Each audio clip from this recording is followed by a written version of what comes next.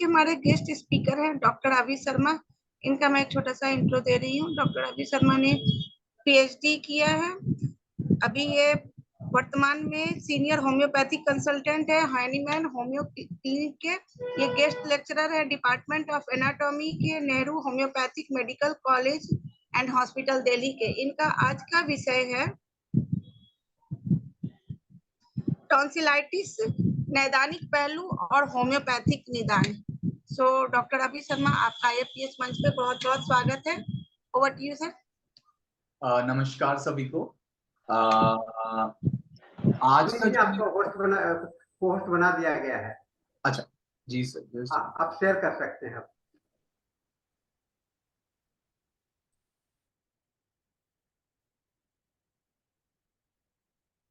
Sir अभी ये को होस्ट नहीं बने हैं। अभी नहीं बने सर। इन्होंने पंकज कुमार सिंह को होस्ट बनाया है और डॉक्टर राम परवेश शाह को होस्ट बनाया है। सर आप होस्ट बन गए हैं, आप कर सकते हैं।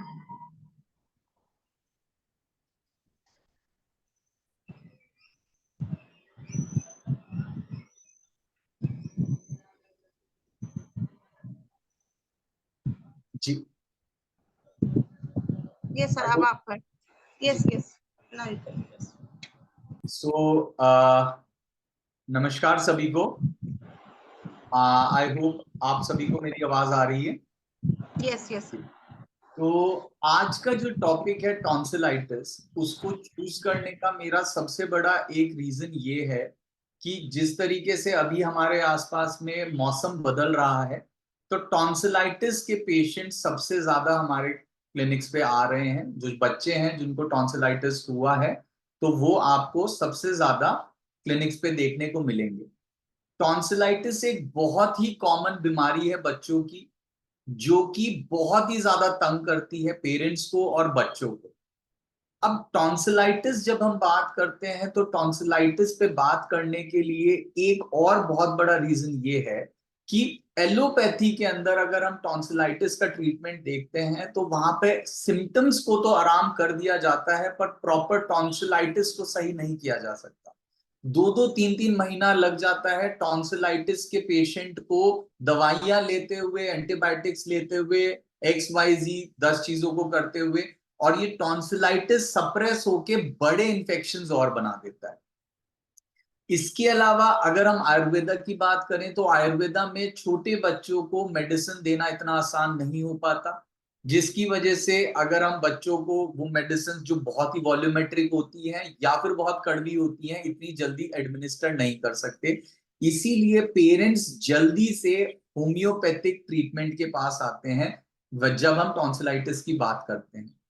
और टॉन्सिलाइटिस एक ऐसी कंडीशन है, चाहे वो अक्यूट हो चाहे वो क्रॉनिक हो, होम्योपैथिक में इतना डिटेल्ड वर्णन है इस बीमारी का कि आप एक सिम्टम अगर प्रॉपर आपको मिलता है, उसके अकॉर्डिंग अगर आप प्रिस्क्राइब करते हैं, तो आप पेशेंट को बहुत ज्यादा आराम और बहुत जल्दी आराम पहुंचा देते हैं।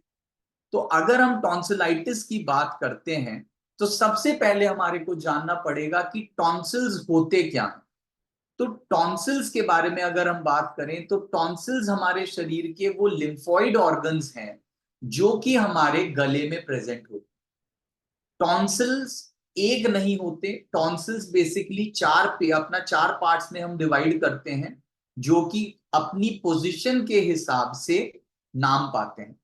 अगर हम बात करें सबसे ऊपर जो टॉन्सिल्स हमारे को मिलते हैं, तो उनको हम एडिनॉइड्स कहते हैं या फिर नेजोफेरेंजियल टॉन्सिल्स कहते हैं। एडिनॉइड्स के नीचे हमारे को ट्यूबल टॉन्सिल्स मिलते हैं, और उसके नीचे हम जब आते हैं अपने फॉसिस पे, तब हमारे को पैलेटाइन टॉन्सिल्स मिलते हैं। और पैलेटाइन टॉन्सिल्स के नीचे हमारी जो जीभ है, जीभ के बिल्कुल रूट के पास में एक और टॉन्सिल मिलता है, जिसको हम लोग लिंगुअल टॉन्सिल्स कहते हैं।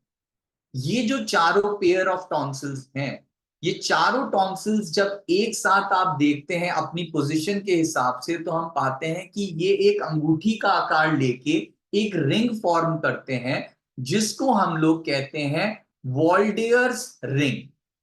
अब इन सारे टॉन्सिल्स का काम क्या है? सब टॉन्सिल्स का काम एक ही है, क्योंकि ये लिम्फोइड ऑर्गन है, हमारी बॉडी में आने वाले कोई भी अनवांटेड जर्म या पैथोजन को ये पकड़ते हैं और उनसे लड़ने के लिए अलग अलग तरीके से उससे लड़ाई करते हैं, ताकि हमारी बॉडी का जो अंदर का इंटरनल जो हमारा एनवायरनमेंट है बॉडी का, वो बहुत ज्यादा डिस्टर्ब ना हो, और ये मेन डिफेंस रिंग बन के हमारे को हेल्प करते हैं। टॉन्सिल्स अगर हम बात करें तो टॉन्सिल्स के बारे में जानने का एक और बहुत बड़ा रीजन ये होता है कि जनरली बच्चों के अंदर ही टॉन्सिलाइटिस हमारे को मिलता है, क्योंकि जो टॉन्सिल्स हैं वो प्यूबर्टी में अपने लार्जेस्ट स्टेज पे प्रेजेंट होते हैं, और जैसे जैसे उसके बाद में उम्र बीतती है उसके साथ में ही टॉन्सिल्स रिग्रेस होते हैं और अट्रॉफी शो करने लगते हैं। बहुत सारे पेशेंट्स आपके पास में आते हैं और कहते हैं डॉक्टर साहब मेरे बच्चे को एडिनॉइड्स है, और एडिनॉइड्स मेरे बच्चे को 5 साल की, 6 साल की, 7 साल की उम्र है और बच्चे को एडिनॉइड्स हैं। एक सर्जन बोल रहे हैं कि इन एडिनॉइड्स को निकलवा दीजिए, या फिर सर्जन बोल रहे हैं कि इन टॉन्सिल्स को निकलवा दीजिए। तो अगर हमारे को डेवलपमेंट की हिस्ट्री पता हो तो हम पेशेंट्स को उसी तरीके से बता सकते हैं कि आपको नहीं है जरूरत इनको निकलवाने की, क्योंकि बच्चे की उम्र 14-15 साल हो चुकी है। धीरे धीरे करके अब ये टॉन्सिलाइटिस और टॉन्सिल्स की इन्फेक्शन जो है ये कम होगा। और अगर हम एडिनॉइड्स की बात करें, जिनको हम नेजोफेरेंजियल टॉन्सिल्स कहते हैं, वो 5 साल की उम्र तक ग्रो करते हैं और 7वें साल की बाद में अपने आप ही कम होना शुरू हो जाते हैं। सबसे ज्यादा मेजर अगर हम टॉन्सिल्स में किसी भी टॉन्सिल की पार्ट की बात करते हैं तो हमें पता होना चाहिए कि टॉन्सिल्स, पैलेटाइन टॉन्सिल्स क्या है। पैलेटाइन टॉन्सिल्स बेसिकली वो पार्ट है टॉन्सिल्स की उस रिंग का जो कि सबसे ज्यादा इंफेक्शन पकड़ता है, सबसे ज्यादा इन्फ्लेम होता है, और इसी की इन्फ्लेमेशन को हम नॉर्मल भाषा में टॉन्सिलाइटिस कह देते हैं। तो मेजॉरिटी ऑफ द पेशेंट्स जो हमारे पास में आते हैं जिनको टॉन्सिलाइटिस होता है, वो जनरली पैलेटाइन टॉन्सिल्स की बात कर रहे होते हैं। तो पैलेटाइन टॉन्सिल्स या फॉशियल टॉन्सिल्स, जिसको कॉमनली लोग टॉन्सिल्स भी बोल देते हैं, होते क्या हैं, कहां पे होते हैं, किस तरीके से प्रेजेंट होते हैं, स्ट्रक्चर क्या होता है और इसका फंक्शन क्या होता है, ये सब जानने की जरूरत हमें क्यों पड़ती है।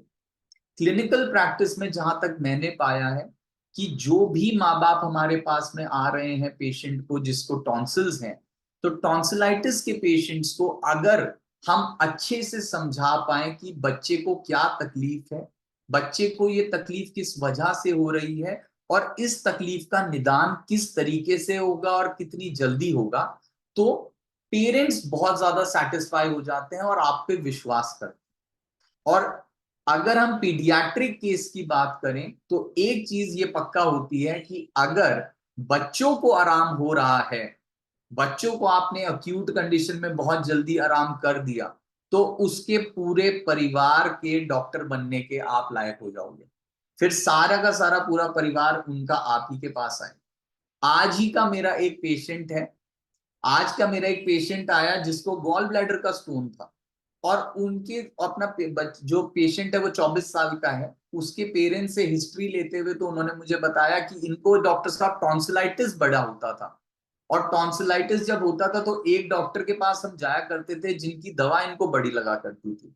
थे तो वो पीडियाट्रिशियन, पर अपनी भी दवाई हम उसी पीडियाट्रिशियन से लेना पसंद करते थे, क्योंकि हमारे बच्चे को उन्होंने उस जगह पे आराम पहुंचाया जहां कोई और आराम नहीं पहुंचा रहा।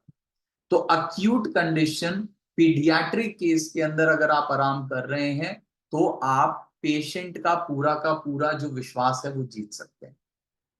Coming back to palatine tonsils, जो पैलेटाइन टॉन्सिल्स होते हैं ये बेसिकली हमारे इस्थमस पे प्रेजेंट होते हैं, और इस्थमस में इस तरीके से प्रेजेंट होते हैं कि दो हमारे पिलर्स बनते हैं, एक पैलेटोग्लोसल आर्च और दूसरा पैलेटोफेरेंजियल आर्च, और इन दोनों आर्चेस के बीच में जो टॉन्सिल प्रेजेंट होता है उसको हम पैलेटाइन टॉन्सिल्स कहते हैं। इसकी लोकेशन इंपॉर्टेंट इसलिए होती है क्योंकि जब हम फिजिकल असेसमेंट करते हैं किसी पेशेंट का जिसको टॉन्सिलाइटिस है, वहां पे हमारे को ये देखना और ये समझना बहुत जरूरी है कि जो चीज हम देख रहे हैं वो टॉन्सिल्स पैलेटाइन है या एडिनॉइड्स है या लिंगुअल है या कुछ और है। पैलेटाइन टॉन्सिल्स की अगर हम बात करें तो ये म्यूकोसा एसोसिएटेड लिम्फोइड टिश्यू में अपना आता है और प्रेजेंट होता है एंट्रेंस पॉइंट में, जहां पे हमारा रेस्पिरेटरी ट्रैक्ट खुल रहा है और हमारा अपना जीआई ट्रैक्ट खुल रहा है। इस जगह पे प्रेजेंट होकर ये जो हमारा पैलेटाइन टॉन्सिल्स है, ये अपना जो सबसे इंपॉर्टेंट फंक्शन है कि कोई भी चीज या तो हमारे रेस्पिरेटरी ट्रैक्ट के थ्रू या फिर हमारे ओरल ट्रैक्ट के थ्रू अगर आ रही है, उसको मैं पकड़ूं, उससे मैं लड़ूं और अपनी बॉडी को एक अलग इंफेक्शन से बचाऊं। पैलेटाइन टॉन्सिल्स की अगर हम बात करते हैं तो पैलेटाइन टॉन्सिल्स जो होते हैं वो बेसिकली हमें उसका स्ट्रक्चर भी पता होना चाहिए। अब जो ये टॉन्सिल्स होते हैं, टॉन्सिल्स क्या करते हैं, टॉन्सिल्स के दो सरफेसेस होते हैं। एक सरफेस होता है जो हमारा ये जो ट्रैक्ट है, रेस्पिरेटरी ट्रैक्ट और जेनाइटो अपना गैस्ट्रो इंटेस्टाइनल ट्रैक्ट है, उसकी तरफ हमारा फेस करेगा। और जो दूसरा होता है वो लेटरल साइड हमारे गले की तरफ फेस करता है। जो गले की तरफ फेस कर रहा है वहां पे एक फाइब्रस कैप्सूल प्रेजेंट होता है जो कि टॉन्सिल के ग्लैंड को हमारे जो बाकी जो हमारा मस्कुलेचर है उससे अलग करता है। और इन दोनों के बीच में एक स्पेस प्रेजेंट होता है जिसको हम रेट्रो अपना अपना जो कि फैट से कवर्ड रहता है। दूसरी तरफ अगर हम बात करें मीडियल साइड की, जो हमारे गले की तरफ होता है, इन पैलेटाइन टॉन्सिल्स के अंदर टॉन्सिलर क्रेप्ट्स होती हैं। ये क्रेप्ट्स जो होती हैं ये क्या करती हैं, ये बेसिकली हमारे जो टॉन्सिल्स हैं, टॉन्सिल्स का पूरा जो सरफेस एरिया है उसको बढ़ा रही है। अब जब टॉन्सिल्स का सरफेस एरिया बढ़ता है तो इसका मतलब है उसके पास में ज्यादा एरिया है और ज्यादा हमारे जितने भी अपना हार्मफुल अपना एजेंट्स हैं उसको पकड़ने के लिए। अब अगर हम बात करते हैं इन टॉन्सिल्स की, टॉन्सिल्स के अंदर बेसिकली 4 लिम्फोइड कॉम्पार्टमेंट्स प्रेजेंट होते हैं जो कि हमारे को इम्यूनिटी प्रोवाइड करते हैं। जो सबसे पहला हमारा कंपार्टमेंट होता है वो होता है रेटिकुलर क्रिप्टिक एपिथेलियम, दूसरा होता है एक्स्ट्रा फॉलिक्यूलर एरिया, तीसरा होता है मैनेड जोन ऑफ लिम्फोइड फॉलिकल्स और चौथा होता है फॉलिक्यूलर जर्मिनल सेंटर्स। इन सब में सबसे पहले जो पार्ट हमारे बाहर के हार्मफुल एजेंट के साथ में एक्सपोज होगा वो होता है रेटिकुलर क्रिप्ट एपिथेलियम, जिसको हम टॉन्सिलर एपिथेलियम भी कहते हैं। अगर हम इसको देखना चाहें माइक्रोस्कोपिक इमेजिंग में तो एक टॉन्सिलर क्रेप्ट इस तरीके से आपको दिखती है। एक वो ब्लाइंड ट्रैक जहां पे अगर कोई हार्मफुल एजेंट आए वो वहां पे फंस जाए। यहां पे हमारा पूरा का पूरा लिम्फोइड अपना पूरा सिस्टम है जिसकी वजह से यहाँ पे अलग अलग फंक्शंस के थ्रू इस हार्मफुल पार्ट के ऊपर हमारी बॉडी एक्शन लेगी और इसको यहीं पे न्यूट्रलाइज कर देगी ताकि ये हार्मफुल एजेंट अंदर जाके हमारी बॉडी को और ज्यादा ट्रबल ना करे और ज्यादा तंग ना करे। अगर हम एनाटॉमिकल रेलेवेंस से देखेंगे तो यहां पे आपको टॉन्सिल्स, पैलेटाइन टॉन्सिल्स का अपना बेसिक एक प्रेजेंटेशन मिल रहा है कि ये कहां पे प्रेजेंट होते हैं। अब बात करें function of the palatine tonsil, तो जो पैलेटाइन टॉन्सिल है इसके अंदर सबसे बड़ा फंक्शन ये है कि ये जो टॉन्सिलर क्रेप्ट्स हैं यहां पे हमारे टॉन्सिलर बी सेल्स प्रेजेंट होते हैं जो कि अगर मैच्योर करें तो सारी की सारी इम्यूनोग्लोबुलिन क्लासेस, मतलब जितनी भी हमारी इम्यूनोग्लोबुलिन क्लासेस हैं, आईजी क्लासेस हैं, वो पांचों की पांचों आईजी क्लासेस को अपना बनाने में सक्षम होते हैं। ये तो रहा वायरल का। अगर कोई एक स्पेसिफिक बैक्टीरिया या स्पेसिफिक कोई एजेंट भी इसके अंदर आ जाता है तो ये जो टॉन्सिलर क्रेप्ट्स हैं पैलेटाइन टॉन्सिल की, ये स्पेसिफिक एंटीबॉडी बनाने में भी सक्षम है जैसे कि डिप्थीरिया टॉक्सॉइड के अगेंस्ट, पोलियो वायरस के अगेंस्ट, स्ट्रेप्टोकोकस निमोनाई के अगेंस्ट, स्टेफाइलोकोकस ऑरियस, स्टेफाइलोकोकस जो ऑरियस है, और हमारा ई कोलाई बैक्टीरिया के अगेंस्ट। तो ये जो हमारा फंक्शन है, बेसिकली टॉन्सिल्स क्या कर रहे हैं, टॉन्सिल्स ना ही हमारे लड़ रहे हैं उस हार्मफुल एजेंट से, पर हमारी बॉडी की इम्यूनिटी भी बढ़ा रहे हैं, क्योंकि ये यहाँ पे एंटीबॉडीज या फिर मेजर इम्यूनोग्लोबुलिन क्लासेस को प्रोड्यूस कर रहे हैं। अब हमने जान लिया है कि एक बेसिक टॉन्सिल का क्या स्ट्रक्चर होता है, कहां पे प्रेजेंट है बॉडी में, किस तरीके से प्रेजेंट है बॉडी में, किस तरीके से पूरी एक रिंग बना रहा है, और उस रिंग बनाने के बाद में उसका फंक्शन क्या है। ये सब जानने के बाद अगर एक हार्मफुल बैक्टीरिया या वायरस हमारी बॉडी के अंदर एंटर करता है, इन टॉन्सिलर क्रेप्स में पहुंचता है, तो वो क्या क्या कंडीशन होगी जिसको हम एक पूरे के पूरे अपना कंटेक्स्ट में पढ़ें और कहें हाँ ये टॉन्सिलाइटिस है। तो let us talk about tonsillitis, कि टॉन्सिलाइटिस क्या होता है। टॉन्सिलाइटिस बेसिकली क्या है, इन्फ्लेमेशन है टॉन्सिल्स का, जो कि प्रेजेंट है हमारे गले के ऊपरी तक, upper part of the throat में प्रेजेंट होते हैं। और ये जो इन्फ्लेमेशन है या तो अक्यूट हो सकती है या तो ये क्रॉनिक हो सकती है। अब अगर ये अक्यूट है तो ये बहुत जल्दी से, बहुत ही रैपिड ऑनसेट के साथ में आती है। और अक्यूट टॉन्सिलाइटिस का जो कुछ एक सिम्टम्स हैं वो क्या हो सकता है, सबसे पहला गले में खराश, शुरुआत होगी गले में खराश के साथ, उसके बाद में बुखार या हरारत, बुखार जैसा लगना और शरीर का टूटना, हरारत जैसा लगना।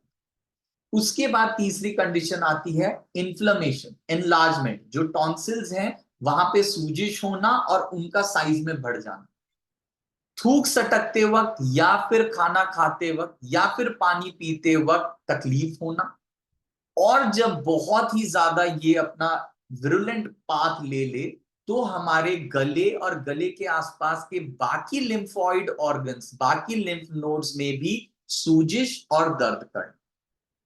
अगर ये कंडीशन बार बार होती रहे, अगर यही अक्यूट टॉन्सिलाइटिस बार बार होता रहे और सप्रेशन होता रहे, इसका प्रॉपर, इसका अपना रिजॉल्वमेंट ना हो पाए, तो इसको हम लोग पेरीटॉन्सिलर एब्सिस कहते हैं। और इस पेरीटॉन्सिलर एब्सिस का एक कॉमन नेम क्विंसी होता है।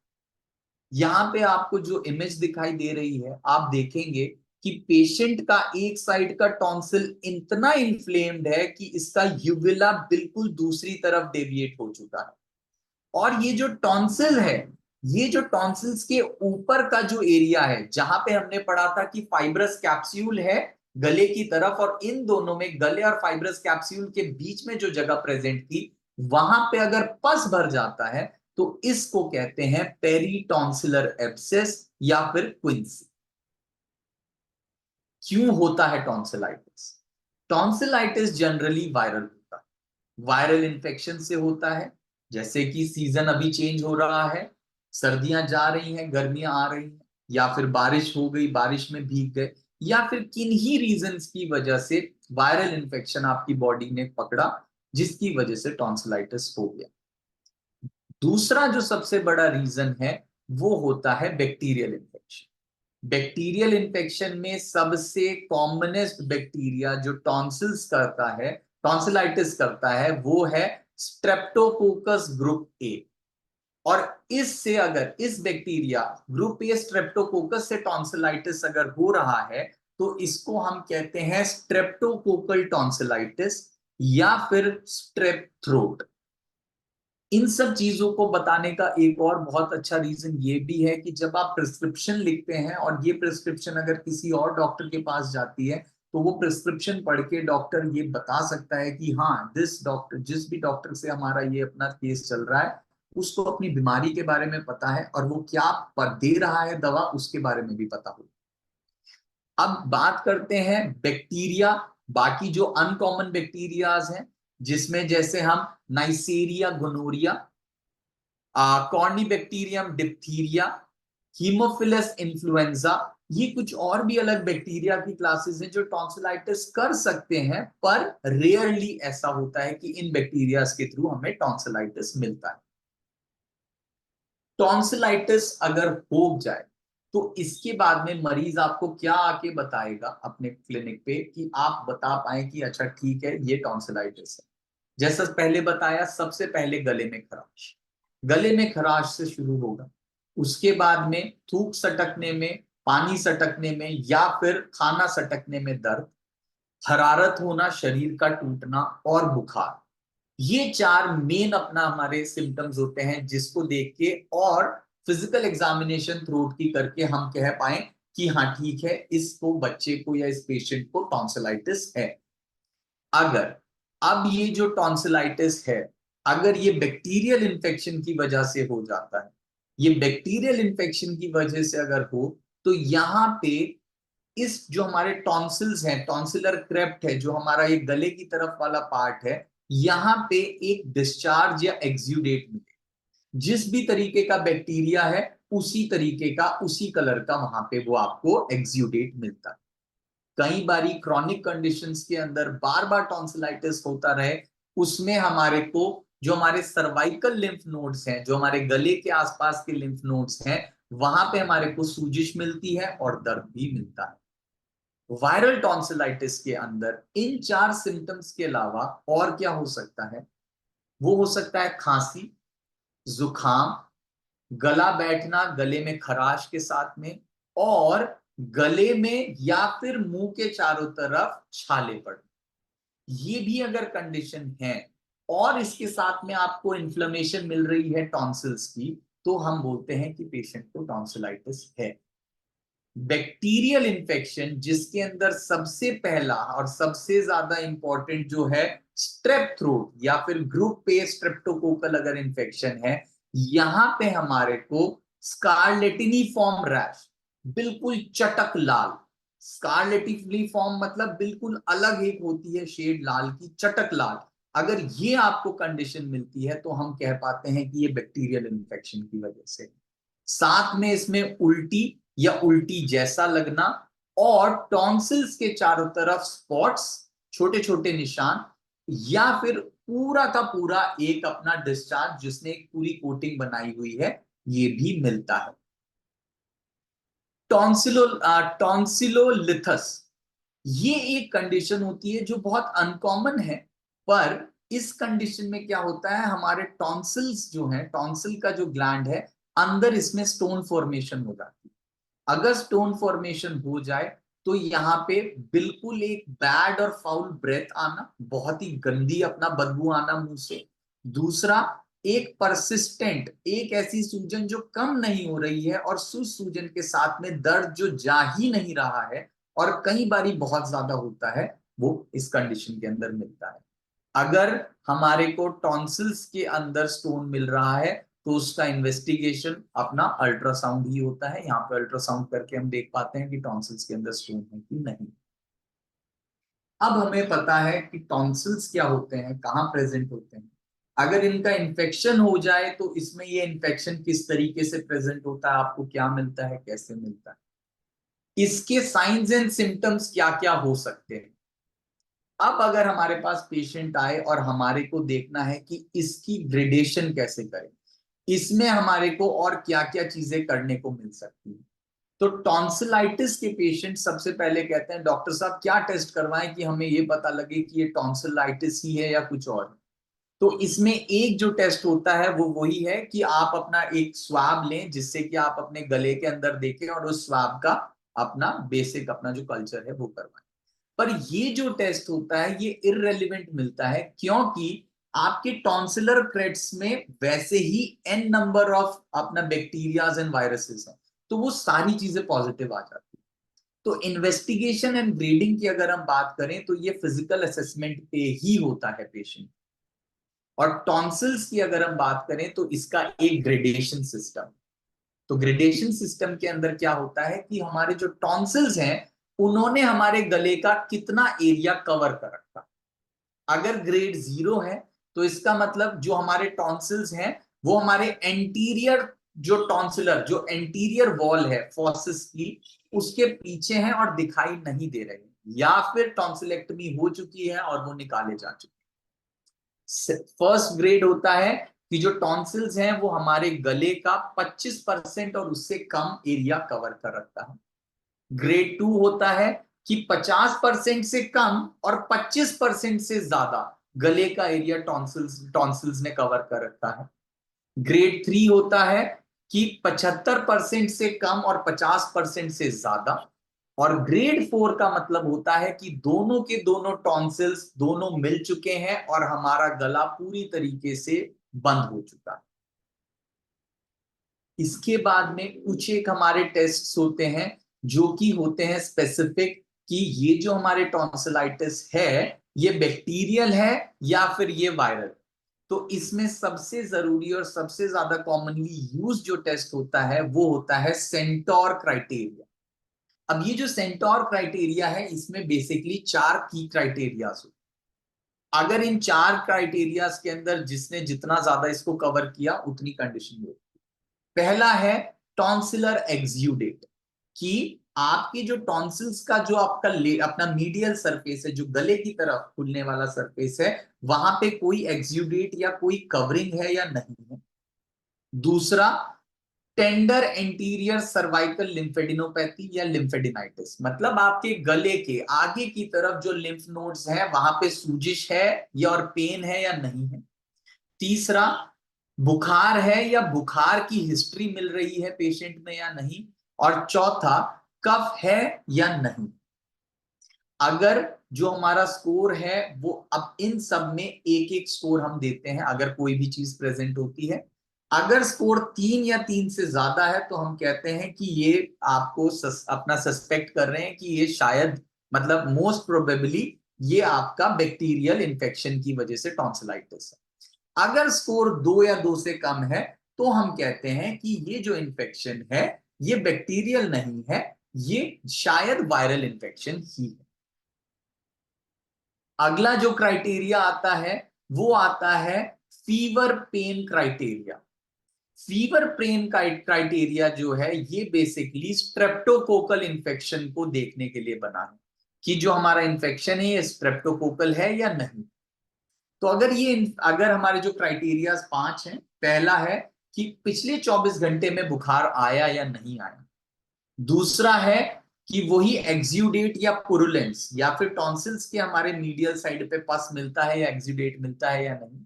तीसरा है कि 3 दिन के अंदर अंदर हमारा जो ऑनसेट है वो कितना रैपिड रहा।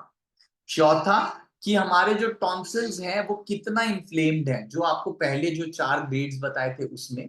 और पांचवा, कि खांसी और जुकाम है साथ में या नहीं। हर एक पॉइंट को हम अपना पॉइंट देते हैं अगर प्रेजेंट होता है और अगर 0 देते हैं अगर नहीं होता है। मैक्सिमम मार्क 5 होते हैं। अगर 0 से लेके 1 अगर स्कोर आता है तो इसका मतलब स्ट्रेप्टोकोकल इन्फेक्शन का चांस है लेस देन 20%। अगर 2 से 3 है तो स्ट्रेप्टोकोकल इन्फेक्शन का चांस होता है 40% से कम। और अगर 4 से 5 हमारा अगर अप स्कोर आता है तो स्ट्रेप्टोकोकल इन्फेक्शन के जो चांसेस हैं वो 65% हो जाते हैं।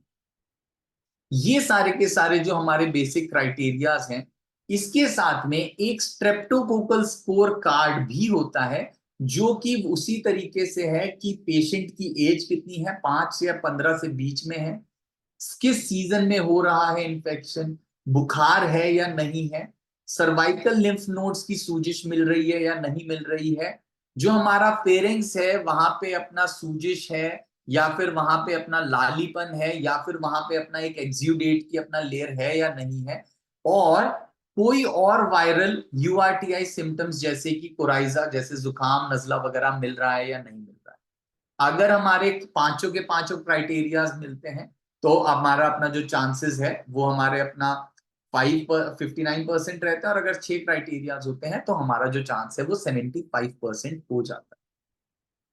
यहां पे हमारा बेसिक टॉन्सिल्स का जो है वो कंप्लीट होता है। अब हम बात करते हैं थोड़ा सा होम्योपैथिक रेलेवेंस के लिए। होम्योपैथिक रेलेवेंस की अगर हम बात करें टॉन्सिल्स के अंदर तो होम्योपैथिक रेलेवेंस में हमारे को टॉन्सिल्स में मिलता है कि हमारे पास में बहुत ही ज्यादा बेसिक और बहुत ही ज्यादा पिन पॉइंट रूब्रिक्स होते हैं और सिम्टम्स होते हैं। जैसे कि बताया, 4 मेन है। गले के अंदर खराश होना, गले के अंदर थूक सटकने में, गले के अंदर पानी सटकने में या खाना सटकने में तकलीफ होना, साथ में बुखार होना और दर्द होना। तो अगर हम अपने रूब्रिक्स की बात करते हैं तो हमारे पास में बहुत पिन पॉइंट और की रूब्रिक्स हैं, और कुछ एक रेमेडीज ऐसी हैं जो बहुत ज्यादा रियकर करती हैं, बार बार आती हुई हमारे को मिलती हैं जब हम टॉन्सिलाइटिस के पेशेंट को देखते हैं। टॉन्सिलाइटिस के पेशेंट के अंदर मैंने अपने क्लिनिकल प्रैक्टिस में जो चीज समझी है वो एक ये है कि आपको पेशेंट को सारे के सारे सिम्टम्स को बहुत बारीकी से पूछना पड़ता है कि इस बच्चे को हुआ क्यों। जो अगर टॉन्सिलाइटिस है कि ये हुआ क्यों, सर्द गर्म की वजह से हुआ, कुछ ठंडा पानी पी लिया था उसकी वजह से हुआ, किस मौसम में हुआ, किस वजह से इसका अपना जो है इतना ज्यादा बढ़ रहा है या घट रहा है, उसके बाद में किस चीज से इसको आराम मिल रहा है। कि टॉन्सिलाइटिस है, हो गया है, बहुत ज्यादा हो गया है, पर क्या चीज ऐसी है कि ठंडे पानी से आराम मिल रहा है या गर्म पानी से आराम मिल रहा है, खुले में आराम मिल रहा है, गर्म कपड़े को अपना पूरा का पूरा पेशेंट अगर गले से कवर कर रहा है तो आराम मिल रहा है, किस वजह से, किस चीज में हमारे को एग्रवेशन और एम्बलरेशन हमारे को मिलता है। अगर हम पेशेंट की इन सारे जो हमारे की रूब्रिक्स हैं, इन सब चीजों के ऊपर ढंग से एम्फेसिस करके एक अच्छा केस लेते हैं तो हमारे को बहुत ज्यादा चांसेस हैं कि एक मेडिसिन मिले। उस एक मेडिसिन को देके विद इन 24 आवर्स आप पेशेंट को 50 to 60% आराम कर सकते हैं। पेशेंट को अगर बुखार हो रहा है तो बुखार के आप पूरे प्रॉपर अपना रेलेवेंट पॉइंट्स जो होते हैं कि बुखार कंटिन्यूअस है, उतर रहा है फिर चढ़ रहा है, या फिर कोई ऐसा स्पेसिफिक टाइम है जिस टाइम ज्यादा चढ़ रहा है या ज्यादा उतर रहा है, या फिर पेशेंट को जो बुखार है वो बहुत ज्यादा सर्दी के साथ तो नहीं चढ़ रहा है, पसीने के साथ तो नहीं चढ़ रहा है। ये सारे कुछ एक बहुत की फैक्टर पॉइंट्स होते हैं जो कि हमारे को टॉन्सिलाइटिस के पेशेंट के अंदर पूछना होता है। अगर हम ये सारी की सारी चीजें देखते हैं, अगर हम सारी की सारी चीजों पे प्रॉपर एम्फेसिस करते हैं तो हमारे के पास में बहुत ज्यादा अच्छी पॉसिबिलिटी है कि हम एक से मिनिमम पे पहुंचे, और उस एक से मिनिमम को देने के बाद में हमारे पेशेंट में हमारे को बहुत ज्यादा अपना आराम पहुंचाने की कैपेबिलिटी। कुछ एक रूब्रिक्स जो हमारे को देखने को मिलेंगे जो कि कुछ अपना हमारी बहुत ही ज्यादा प्रिविलेंट रेपर्टरीज हैं, तो वो रूब्रिक्स अगर हम बात करें बोरिक की, क्योंकि हम पैथोलॉजिकल सिम्टम्स पे अगर हम जाएं तो पैथोलॉजिकल सिम्टम्स में बोरिक के अंदर हमारे को जो पेशेंट के अंदर मिलता है वो पहला जो होता है वो होता है rubric throat, chapter throat. Throat के अंदर अगर हम जाएंगे उसमें रूब्रिक देखेंगे फॉसिस। फॉसिस के अंदर सब रूब्रिक में हमारे को इन्फ्लेमेशन मिलता है। इन्फ्लेमेशन आपके स्क्रीन नहीं, वो स्क्रीन की कोई परेशानी नहीं है, मैं अभी सिर्फ आराम से समझा, ठीक है। तो थ्रोट के अंदर फॉसिस, और फॉसिस के अंदर हम अगर देखते हैं तो हमारे को मिलता है इन्फ्लेमेशन। इस इन्फ्लेमेशन रूब्रिक के अंदर जो फॉसिस है, बेसिकली अगर हमें पता होगा कि हम इसको फॉसियल टॉन्सिलाइटिस भी कह रहे थे, टॉन्सिल्स भी कह रहे थे, ये वही है फॉसिस जिसकी इन्फ्लेमेशन हो रही है। और अगर यहाँ पे हम देखेंगे तो यहाँ पे हमारे को कुछ एक जो रेमेडीज मिलती हैं वो होती है बेलेडोना, काली बाइक्रोमेटम, मर्कायोड फ्लेवर्स। उसके बाद में जो थर्ड ग्रेड रेमेडीज हमारे को मिलती हैं वो मिलती है हमारे को एपिस मेलिफिका, फेरम फॉस और मर्कसोल। बोरिक के अंदर ही थ्रोट में अगर हम देखते हैं इन्फ्लेमेफॉसिस, इसके बाद में हमारे को मिलता है रेडनेस, कि अगर लालीपन है वहां पे तो हमारे को जो कुछ एक रेमेडीज मिलती हैं वो मिलती हैं belladonna, merc cyanide, merc iod rubrum and mezereum. अब हमारा जो एक चीज थी टॉन्सिलाइटिस के अंदर की इन्फ्लेमेशन हो रही थी, इन्फ्लेमेशन के बाद में वहां पे रेडनेस हो रही थी, वो इस रूब्रिक के इन दो रूब्रिक्स में हमारे को मिल जाती। अगर हमारे को इसके आगे जाना पड़े तो इसमें हमारे को एक और रूब्रिक मिलता है थ्रोट के अंदर, डिस्फेजिया, डिफिकल्टी इन स्वेलोइंग। तो जो डिस्फेजिया की अगर हम बात करें तो डिस्फेजिया के अंदर हमारे को अलग अलग और भी मेडिसिन मिलती है। टॉन्सिल्स में, थ्रोट के अंदर अगर हम बात करते हैं, टॉन्सिल्स, एब्सेस और पेरीटॉन्सिलर पैथोलॉजिकल बिल्कुल सिग्निफिकेंट अपना अगर आप की रूब्रिक उठाएं, पेरीटॉन्सिलर एब्सेस जिसको हम क्विंसी कह रहे थे वो हमारे को मिलता है बोरिक थ्रोट टॉन्सिल्स एब्सेस। इसके अंदर हमारी एक मेडिसिन लिखी है कल्केरिया सल्फ। इसके बाद में अगर हम हाइपरट्रॉफी में जाएं, एक और रूब्रिक है हाइपरट्रॉफी। हाइपरट्रॉफी के अंदर अगर जाएं तो हाइपरट्रॉफी में सब रूब्रिक लेंगे अगर हम, इन्फ्लेमेशन इन ब्रैकेट टॉन्सिलाइटिस। तो ये एक और रूब्रिक है जहां पे हमारे को कुछ एक अच्छी रेमेडीज मिल सकती हैं, जिसके अंदर अगर हम बात करें hypertrophy, inflammation, tonsillitis, acute catarrhal and follicular, पूरा का पूरा एक प्रॉपर रूब्रिक है, आगे खूब सारी मेडिसिन लिखी हुई।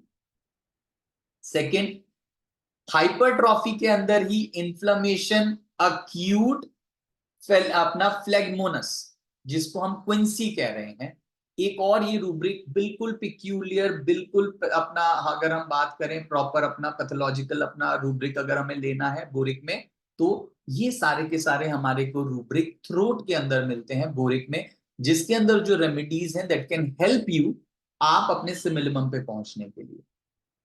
इसके अलावा बोरिक के अंदर आपको और भी बहुत ही ज्यादा पिक्यूलियर और बिल्कुल पर्टिकुलर रूब्रिक्स मिलते हैं जहां पे आपका एग्रवेशन और एम्लोरेशन के ऊपर लिखा हुआ है कि aggravation while having hot, amelioration while having hot, या एग्रवेशन व्हाइल हैविंग कोल्ड और amelioration while having cold.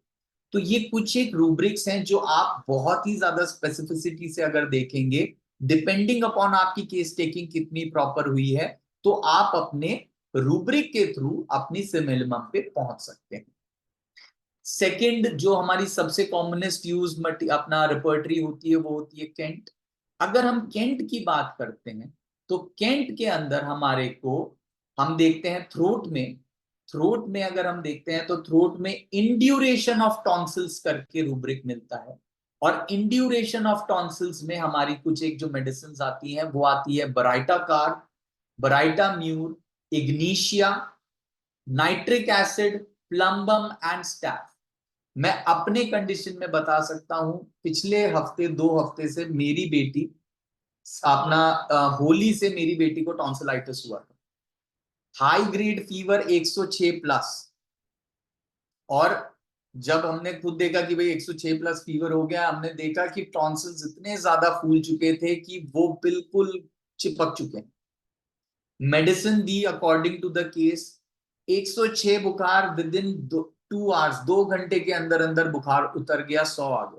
100.4 fever 106 से जब आप कंपेयर करेंगे तो पेरेंट्स जो है वो राहत की सांस ले लेते हैं कि चलो भाई कुछ हो गया, ठीक। इसके बाद में जब हमने अपना पूरे के पूरे अपना सारे के सारे केस को लिया और हमने देखा कि ये बार बार रिकरेंट टॉन्सिलाइटिस हो रहा है डिपेंडिंग अपॉन इसका कॉन्स्टिट्यूशन बेटी का, तो मैंने खुद ने कल अपनी बेटी को बराइटा कार्ब 30 की एक डोज दी। इसके बाद में अगर हम इंड्यूरेशन ऑफ टॉन्सिल्स के बाद में आगे जाते हैं तो आपको मिलता है इन्फ्लेमेशन रूब्रिक। इन्फ्लेमेशन रूब्रिक में आपको मिलेगा इन्फ्लेमेशन टॉन्सिल्स। इसमें आपकी कुछ एक जो अपना पिक्यूलियर रेमेडीज, कुछ एक बहुत ही अच्छी रेमेडीज जो मिली हैं, उसमें आपको alumen, baryta carb, belladonna, hepar sulph, lachesis, merc, merc dulc, nitric acid and silicea. अब ये मर्क डल जो रेमेडी है इसके ऊपर भी एक बहुत बड़ी कहानी है। मर्क डल मैंने अपने 4th ईयर तक नहीं पढ़ी थी, एक्चुअली मैं बताऊं तो मैंने अपनी बीएचएमएस कंप्लीट करने के बाद भी नहीं पढ़ी थी मर्क। मैं जब प्रैक्टिस में आ गया था तो मेरे पास में एक पेशेंट आया और इस पेशेंट को proper tonsillar affections with throat affection, नाक का अफेक्शन, और मर्क डल का एक बहुत ही ज्यादा पिक्यूलियर रूब्रिक जो है वो है यूस्टेशियन ट्यूब का affection, recurrent affection of Eustachian tube ये हुआ करता था। दवाई नहीं पता थी, मर्क ग्रुप पहुंच गया था पर ये नहीं पता था मर्क डल। मर्क दे दी, मर्क सोल दे दी, मर्क आयोड फ्लेवर्स दे दी, मर्क आयोड रूब्रम दे दी, मर्क साइनाइड दे दी, समझ में नहीं आ रहा है क्या दे। तो अब मैंने अपने फादर साहब को कॉल किया था, तब मैंने बोला था कि यार ये पेशेंट है और ये पेशेंट मुझसे आराम नहीं हो रहा है। शुरुआत के दिन थे, 10 साल पहले की बात है, कि पेशेंट से मुझे तो आराम नहीं हो रहा, भाई मैं फंस गया इस केस के अंदर।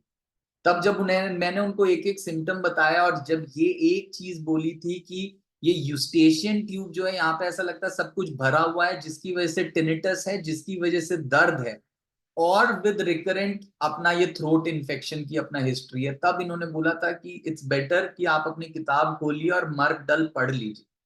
मर्क डल पढ़ी, मर्क डल सामने जब देखा कि ये तो केस पूरा का पूरा यहीं पे लिखा हुआ है, मर्क डल 30 दी, 3 डोज दी, अगले दिन पेशेंट ने बता दिया कि जी 30% आराम।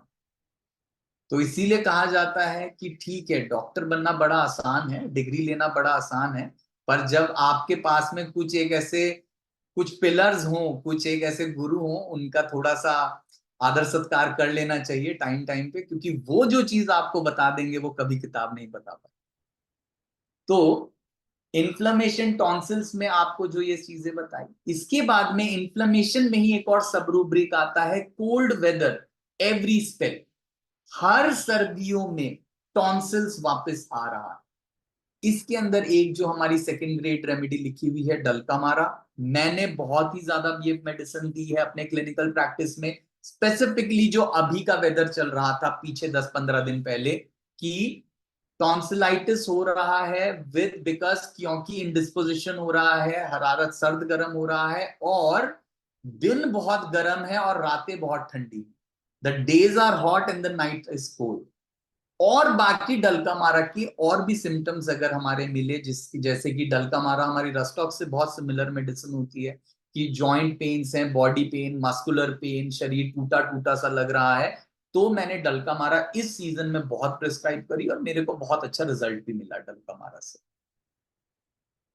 इसके बाद में जो नेक्स्ट रूब्रिक सब रूब्रिक आता है इन्फ्लेमेशन के अंदर ही, उसमें आता है पेनलेस टॉन्सिल, पेनलेस, जिसके अंदर एक रेमेडी लिखी है, एक मेडिसिन लिखी है, बैप्टिशियन।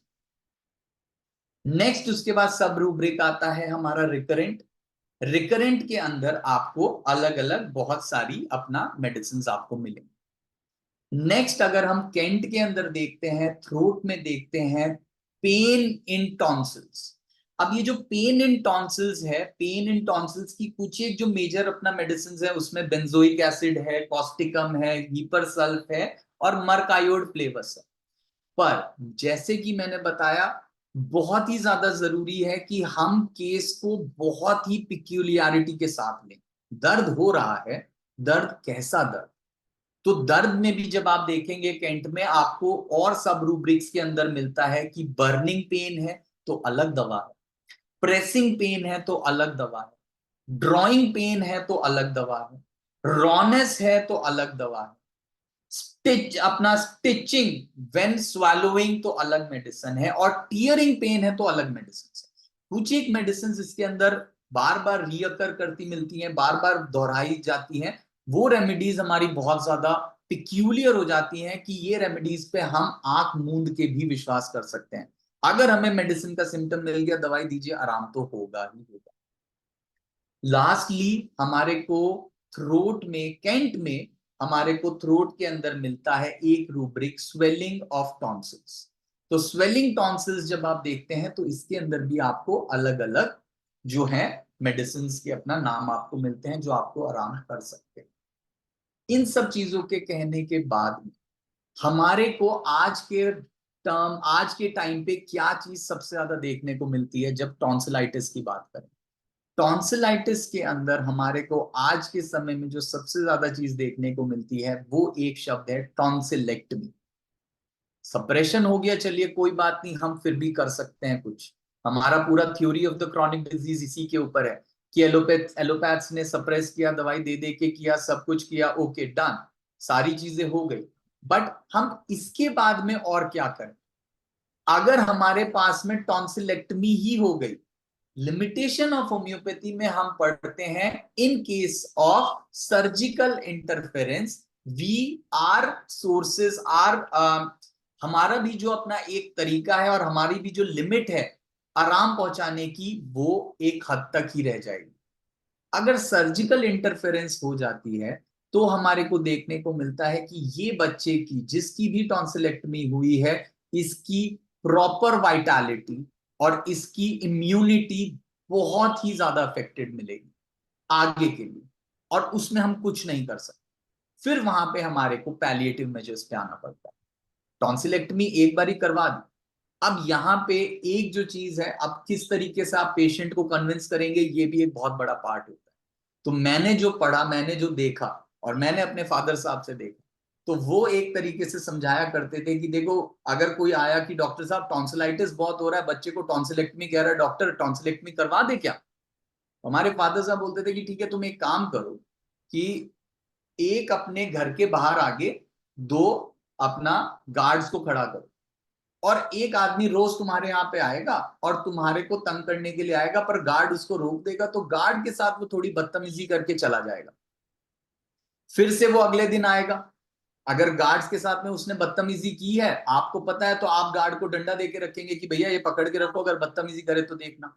वो भी लेकर अगर डंडा आ गया तो उसमें आप अपना कहेंगे कि चलो ठीक है, इक्वल हो गया, थोड़ा बहुत तुम्हारे को लगा, थोड़ा बहुत उसको लगा, पर वो अंदर मेरे तक नहीं पहुंच पाया। पर अगर इस बार बार की नोक झोंक की वजह से कि गार्ड आपको कंप्लेन कर रहा है कि साहब देखो हमारे पैसे बढ़ाओ, नहीं तो हम यहां से छोड़ के चले जाएंगे, आप कहेंगे अच्छा ठीक है हम पैसे नहीं बढ़ाएंगे, आप छोड़ के चले जाइए, क्या होगा? वो जो आदमी गार्ड को तंग कर रहा था सीधा आपको तंग करे। अब क्या ज्यादा बेहतर है, गार्ड को तंग करवाना या खुद को तंग करवाना? तो ये चीज ही है जो कि एक, अगर हम अपना बेसिक अपना कॉन्वर्सेशन में जब अपना मरीज से बात करते हैं, तो मरीज को जब बताते हैं तो मरीज को थोड़ा बहुत समझ में आता है, जो ठीक है ये एक चीज है, ये एक पॉइंट है जिसको हम थोड़ा दिमाग में रख सकते हैं और अकॉर्डिंगली अपना काम कर सकते हैं।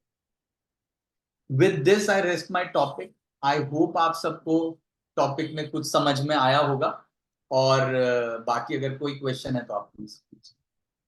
डॉक्टर शेषाद्रि, आप बोलिए। Doctor Seshadri, please speak, unmute, please unmute sir. Yes, audible. हाँ हाँ ठीक है, एक बहुत बढ़िया क्लास था, रूब्रिक के साथ बहुत अनुभव बता दिया। तो मेरे के बचपन से टॉन्सिलाइटिस हुआ हमारा फैमिली में। मेरा सिस्टर को 12 इयर्स था, टॉन्सिलेक्टमी किया था। मेरा चाचा एक MBBS डॉक्टर था, उसने टॉन्सिलेक्टमी कर लिया। तो फिर मेरा करने के टाइम मेरा अंकल एक होम्योपैथी डॉक्टर था, प्रिंसिपल था होम्योपैथी कॉलेज का, आदराश्रम होम्योपैथी कॉलेज का, पुरुषोत्तम कुरुप बोल करके उसने बोला तुम्हारा मत करना, मैं ठीक करके दे देंगे। उसने फर्स्ट मेडिसिन दिया था बराइटा का, इसके बाद मरसोल दिया, इसके अभी तक कुछ भी प्रॉब्लम नहीं हुआ।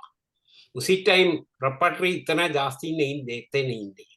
इस ये में बोलता है इस 1960-62 का कहानी बोलता है। तो इसके बाद में मेरे भाई को हुआ था, उसने भी एक ही दवा दिया, पूरा ठीक कर लिया। वह भी होम्योपैथी डॉक्टर है, मैं भी होम्योपैथी डॉक्टर है। मैं कभी भी टॉन्सिलाइटिस को अभी कभी भी फेल नहीं हुआ, कभी भी फेल नहीं हुआ। बहुत सारे मेडिसिन है, इसके लिए ये मेरा मंच ने ये फॉरम नहीं है, तो इसलिए आपका बढ़िया है, आप अंग्रेजी का सेक्शन में भी आ जाइए। मोस्ट वेलकम, बहुत बढ़िया था। Thank you. Good good, very good, excellent, thank you very much. मैं आई खुद का अनुभव बता दिया। तो एक और एक खाली 30 है, दूसरा कुछ उसी टाइम 0/3 इतना यूज पोटेंसी यूज नहीं करते थे, और खाली 30 पोटेंसी से ठीक हो गया, बट रिपीटेड है तो ठीक है। तो एक दोनों बरेटा का और मरसोल से पूरा ठीक हो गया, अभी तक कुछ भी प्रॉब्लम नहीं है मेरा थ्रोट का। सर अभी हमने भी अपनी बेटी को दिए, होपफुली उसको भी ना हो, वो भी ठीक ही हो जाए। ठीक है, थैंक यू वेरी मच, बहुत बढ़िया। Thank you very much doctor अभी शर्मा सर। आपने एक मेडिसिन मुझे भी आज पढ़ा दी, मैंने भी नहीं पढ़ी थी। जनरली ये ये स्टॉलवर्ड्स को ही पता है सर नाम। ये सर है ना, जब सर अपना बताएंगे पढ़ाएंगे, सर को ही पता है, मुझे नहीं पता। आई डोंट नो कि क्या है। जान गई। और मैं भी इसमें एक चीज बोलना चाहूंगी कि आपने जैसे मेडिसिन बताया, मर्फी में भी सेम वही सारे मेडिसिन है, लेकिन आपने क्रॉनिक रिकरेंट में सिर्फ एक ही ब्राइट आपने टॉन्सिलाइटिस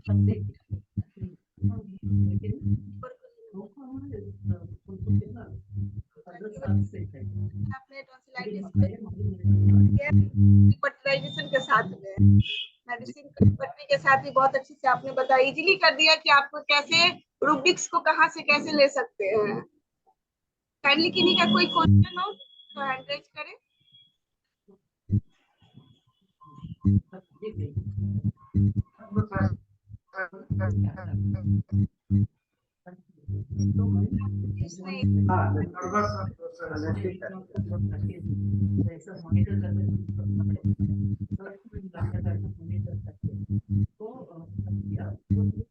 और किसी का कोई सवाल नहीं है? नहीं नहीं सर, अभी किसी का सवाल नहीं है।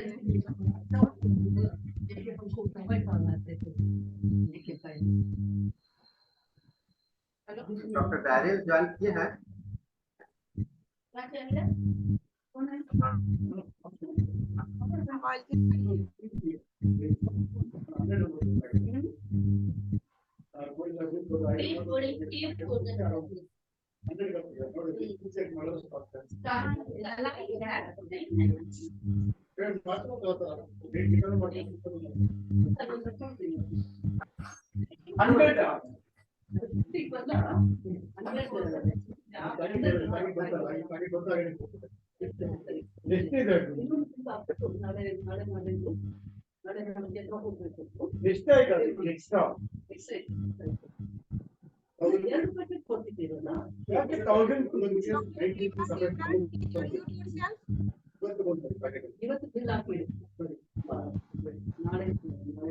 You return it, you don't need so many. 100 pieces.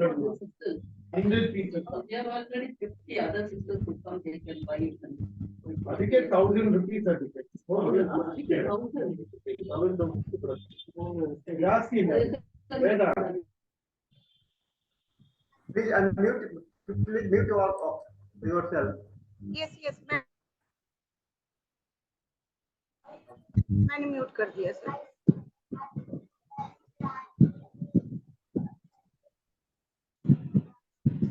Now the Malayaal आप सेशन चेंज कीजिए। डॉक्टर हरिनारायण प्रसाद का एक रिकरेंट सवाल है क्वेश्चन आया है, रिकरेंट हरिनारायण जी का सवाल।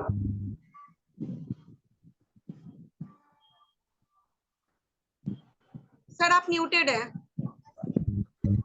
रिकरेंट फेरेंजाइटिस बेसिकली अगर हम टॉन्सिलाइटिस की बात करें तो अपना अक्यूट टॉन्सिलो फेरेंजाइटिस हमारे को एक कंडीशन मिलती है जिसके अंदर हमारे जो टॉन्सिल्स की इन्फ्लेमेशन है वो स्प्रेड होके, जो इसका इन्फेक्शन है वो स्प्रेड होके हमारे फेरिंग्स पे भी पड़ जाता है।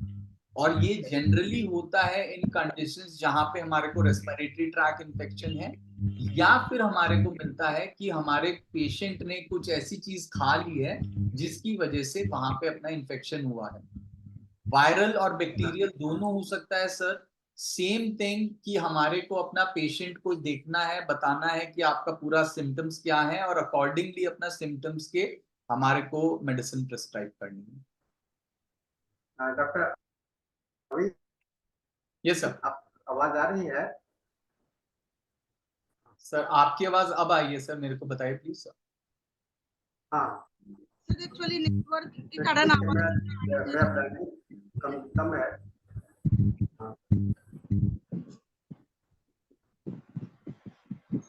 नेटवर्क के कारण आवाज आ रही है जा रही है। उसको निकाल दो। मेरी आवाज भी आ रही है कि नहीं है? आवाज आ रही है। आ रही है मेरी आवाज। ठीक है, थैंक यू। अब हमारा टाइम भी खत्म हो रहा है सर, अब हमारा हिंदी सेशन भी खत्म हो रहा है। So thank you once again doctor Ravi Sharma. अब हमारा हिंदी सेशन खत्म हो रहा है और इंग्लिश सेशन स्टार्ट होने जा रहा है। सो अभी हम मंच में doctor who is the moderator of English session? आप मुझे मैं करूँगा। English session will conducted by me. Doctor Deepmala ji. Okay okay okay. So अब ये मंच मैं डॉक्टर एम के सानी को हैंड ओवर कर रही हूँ। Over to you sir. Thank you, Deepmala ji. So welcome all. Today we are going to start our session now, and today let us have a 1 minute silence prayer before starting the problem meeting.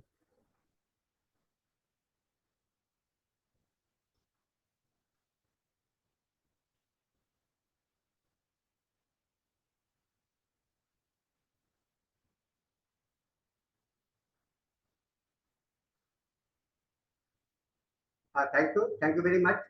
Uh, Welcome all in this IFPH forum, and you know that this forum is being conducted since last 1,003 more than 1,300 days, and we have been continuously doing this seminar.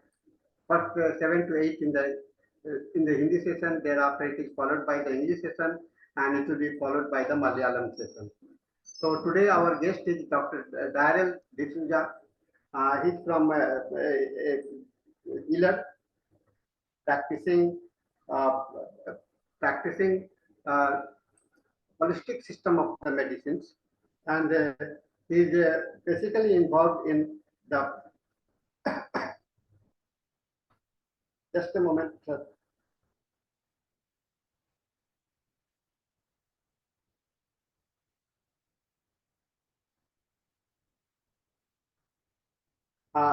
Yeah, his history is very strange.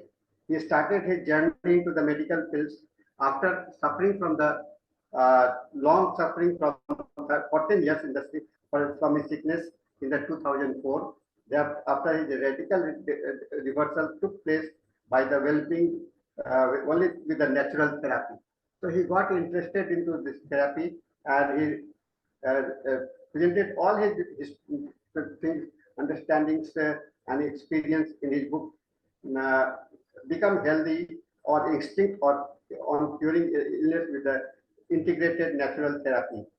So, friends, today we are going to listen very beautiful lectures on by Dr. DARRYL D'Souza. He will be enlightening us with the different phenomena of the status of integrated medicine in the in India as well as abroad. So, welcome, Dr. DARRYL, and you can start your presentations now. You are the co-host, and you can upload your PPT. Yeah. Thank you, Dr. Sahani. Good evening and welcome to everyone. So I live in Goa.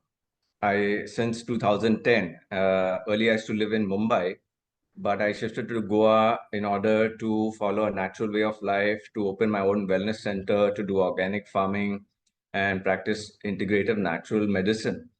So first today I will start with presenting the India's place in the integrative natural medicine system and healthcare system of the world. Now, this first half of the presentation is what I had presented at the BRICS Nation Summit on the future of healthcare on 17th November 2021. So I was invited by Russian and Chinese doctors to do this presentation because I was very involved with this integrative natural medicine movement that happened in India, which started in 2007.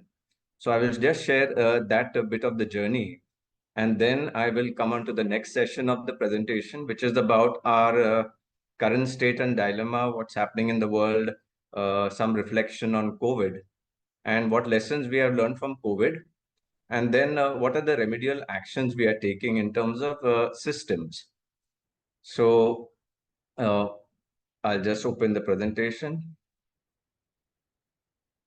And I request everyone who is just attending the meet to choose the speaker view. On the top right hand side, if you are on a laptop or PC, on the top right hand side, you'll see some options. of view, the grid or group, there is one where you can watch the speaker. Choose that section so you'll be able to see this presentation properly. So this is one of my posters which I circulate during my workshops, and these are the therapies that I have been working with since 2005. And as Dr. Sahni mentioned, yes, from 1990 I was very sick. That is, I started with very severe pneumonia, coughing blood, could not breathe, and I was treated by allopathy. I mean, the doctor came to my house at night and he told my mother that, this boy is not going to be alive the next morning. So he went back to his hospital. He brought some steroid injections, and that saved my life. And of course, after that, antibiotics for the whole month. So that was the first time when I was 20 years old that my immunity broke down. And then after that, with a weak immunity, a couple of years later, I suffered from drinking mountain water for a few days. I got amoebiasis. And as I was in engineering that time in projects, mainly working on project sites, eating a lot of, spicy food and drinking tap water, I used to get reinfections, and it became colitis. By the age of 26, I had anal fissures.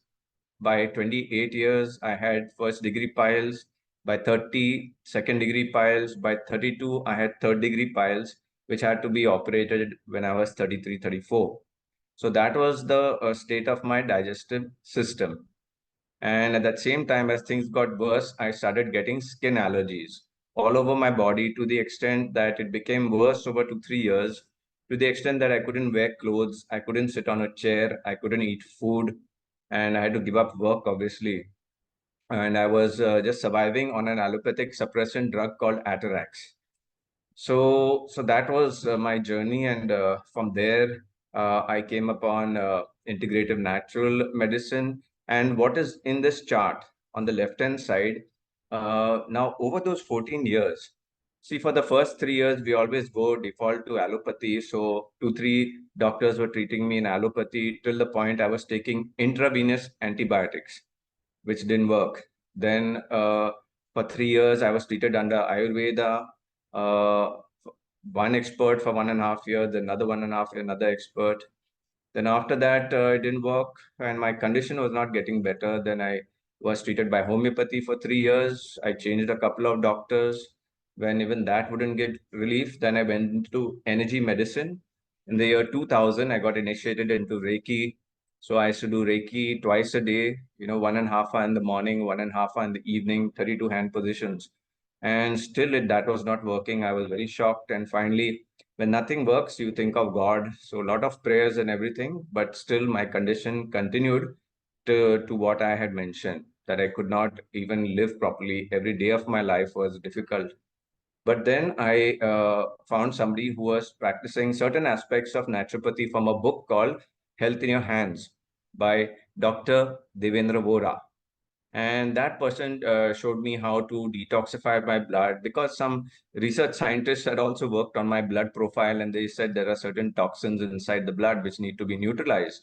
And that from Bombay Hospital. And he worked on my blood profile and all of that for 6 to 8 months, and it didn't work.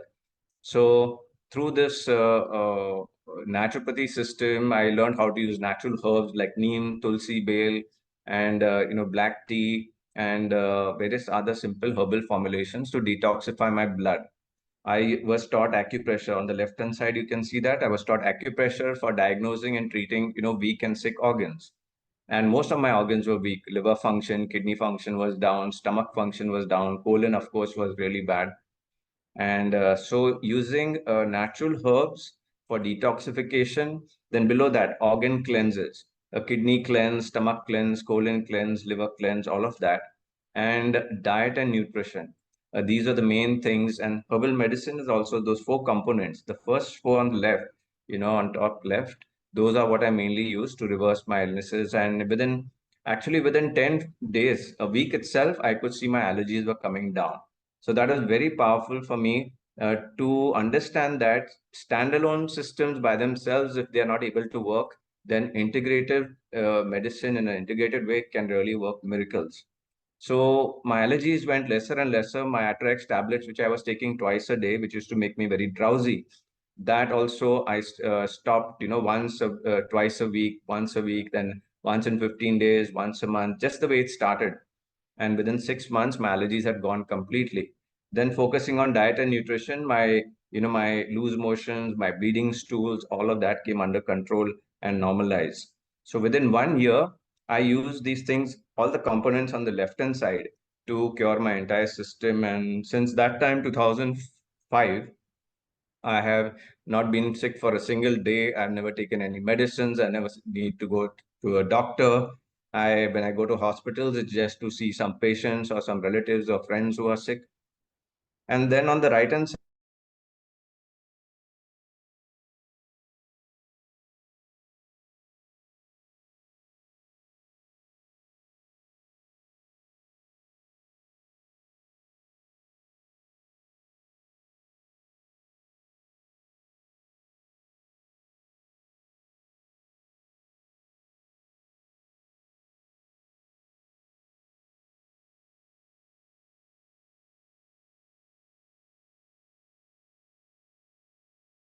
essential oils in my new edition of therapy.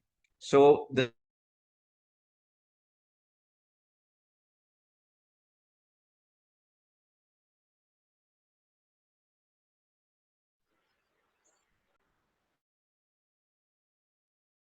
I think I got disconnected for a minute. I'm back now. Can everybody hear me? Sir, you are audible. Yes. Oh, okay. Thank you, sir. So I had just shared that I'm the founder of Earthkeepers Connect, and we have been working for 10 years on health, food, farming, and environment. That's our website, earthkeepersconnect.org. And how I came to do this work, it's part of the healing journey itself, which I will share over here. Now, this is our annual event, which started in 2019, the New Earth Summit, India's first integrative summit on solutions to our problems in health, food, farming, and environment. But before 2019, what was happening in India is what I would like to share with you. These details you can go and see anytime on our website. The website is integrativemedicinecommittee.org. So these are some pictures from there. On top, it just gives the logo and the main formulation of the system. It's explained a little bit in detail. What is integrative, natural, mind, body, spirit, medicine? And today I'll get into some detail.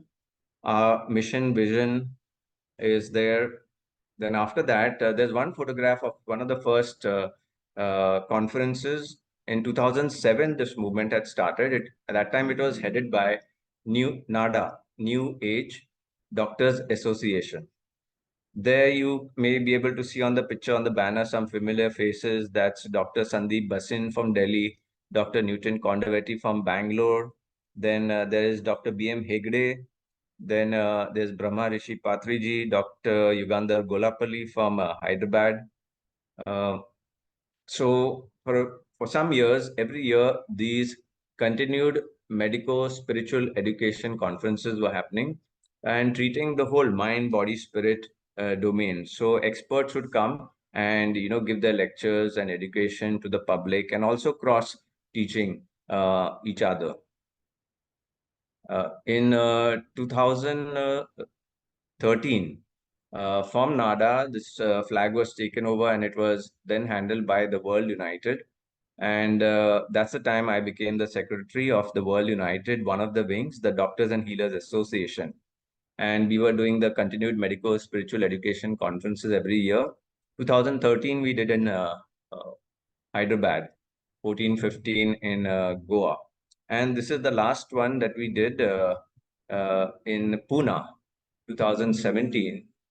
And it was wonderful in this conference that the Indian Medical Association, Pune, some of its members right in the middle there, you can see in the photograph standing beside me. Dr.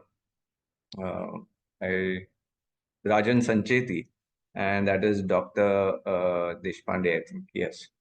So because they also wanted to come and understand what is mind, body, spirit medicine. So it was a wonderful 2-day conferences where all of us shared all of our expertise with the public. And then after that, this movement was widened, and I took it under the banner of Earthkeepers Connect with the New Earth Summit. And all these recordings are there on our website, thenewearthsummit.com. And you will see in 2019, as the convener, when I opened the summit, I said something very strange and very bold. And I said, I will never do only a mind, body, spirit healing conference again in my life. Because if individuals and society are to be healed permanently, then we also need to heal all those components on which the human body lives every day. And those things, what we are talking about is the 5 elements. So the air, the quality of the air that we breathe, right? Pure air, then the quality of the water that we drink. Are we drinking living water or are we drinking dead water? Then the fire element, which comes for the sun. If you're going to have a lot of pollution and the amount of smog in Delhi, you are not actually getting sunlight, which is going to make that proper vitamin D hormone. So earth, and then the earth, of course, what's happening to our earth with the farming practices and all the chemicals that are being put in the soil. People in modern lives wearing too much of footwear and kids all the time, not getting earthing and grounding, right? And then finally, the space element. Space element is the environment that we live in. Modern human day living is, in cities especially, too much of electromagnetic fields all around us, which interfere with the functioning of our energy bodies and chakra system. So we expanded the scope of this entire conference into this, that is, we have to heal our air, our water, our sunlight, our soil, and also our living spaces. And that's how this New Earth Summit happened, the summit on health, food, farming, and environment. And on the website, you will see all of the different every year's summit details, along with the topics and speakers, like you can see some over here. And finally, as we form this integrative natural medicine committee, integrative medicine and healthcare committee, this happened somewhere in 2022. And it happened because of what happened during COVID. And I will just share a little about that in a few slides. So right now, these are the programs that the Integrative Medicine and Healthcare Committee at the national level. We have a few committees at the state level also. From those state committees, members are chosen to the national committee. I will share some profiles also on our website page. So this is what we are trying to do in every state in India, setting up integrative medicine centers across India. What is an integrative medicine center is explained in a few slides. Then after that, doing wellness camps, mainly which first do diagnosis, preventive medicine, that is workshops about what is the right diet, what is the right lifestyle choices, what are the right kind of exercises, earthing, sunlight, how to get more oxygenate your body. So these are the first levels of camps that we want to do, which is helping people not to fall sick in the first place. Then in these camps, we take the survey of those people who have got high BP, cholesterol, diabetes, and all of that. And then we do in the next round in that particular locality, the disease reversal programs. And then next, fourth point is just about keeping the charges nominal, or if the charges are more, then we should look out for funding from local NGOs or CSR from companies. So fifth point is, yes, some doctors and healers and therapists like myself have been doing these programs in their individual capacity since the last 15, 20 years. So we are combining all our knowledge together and, forming better programs. So sixth point is some review that we have done, which is in our document, which I will share with you regarding the medical malpractices during COVID, which we should not repeat again. And our next focus is the current crisis that is also happening, people who have taken the COVID vaccines and having a lot of side effects. We are doing the vaccine detox camps across India, which is already going on. And there are just 3 options now. One is chlorine dioxide, which has been the most successful so far. It's also called Miracle Mineral Solution, MMS. Or the next one, which is more natural, is Safed Muesli, Kala Muesli, and Arjun Chal, which Dr. Utpal Bakchi does. And then there are some homeopathic doctors who are using homeopathic silica 12x or cal sulf 6x to help people, treat these symptoms and side effects of the COVID vaccines. So the next is we are planning to launch a TB eradication program, and we're working on the program right now.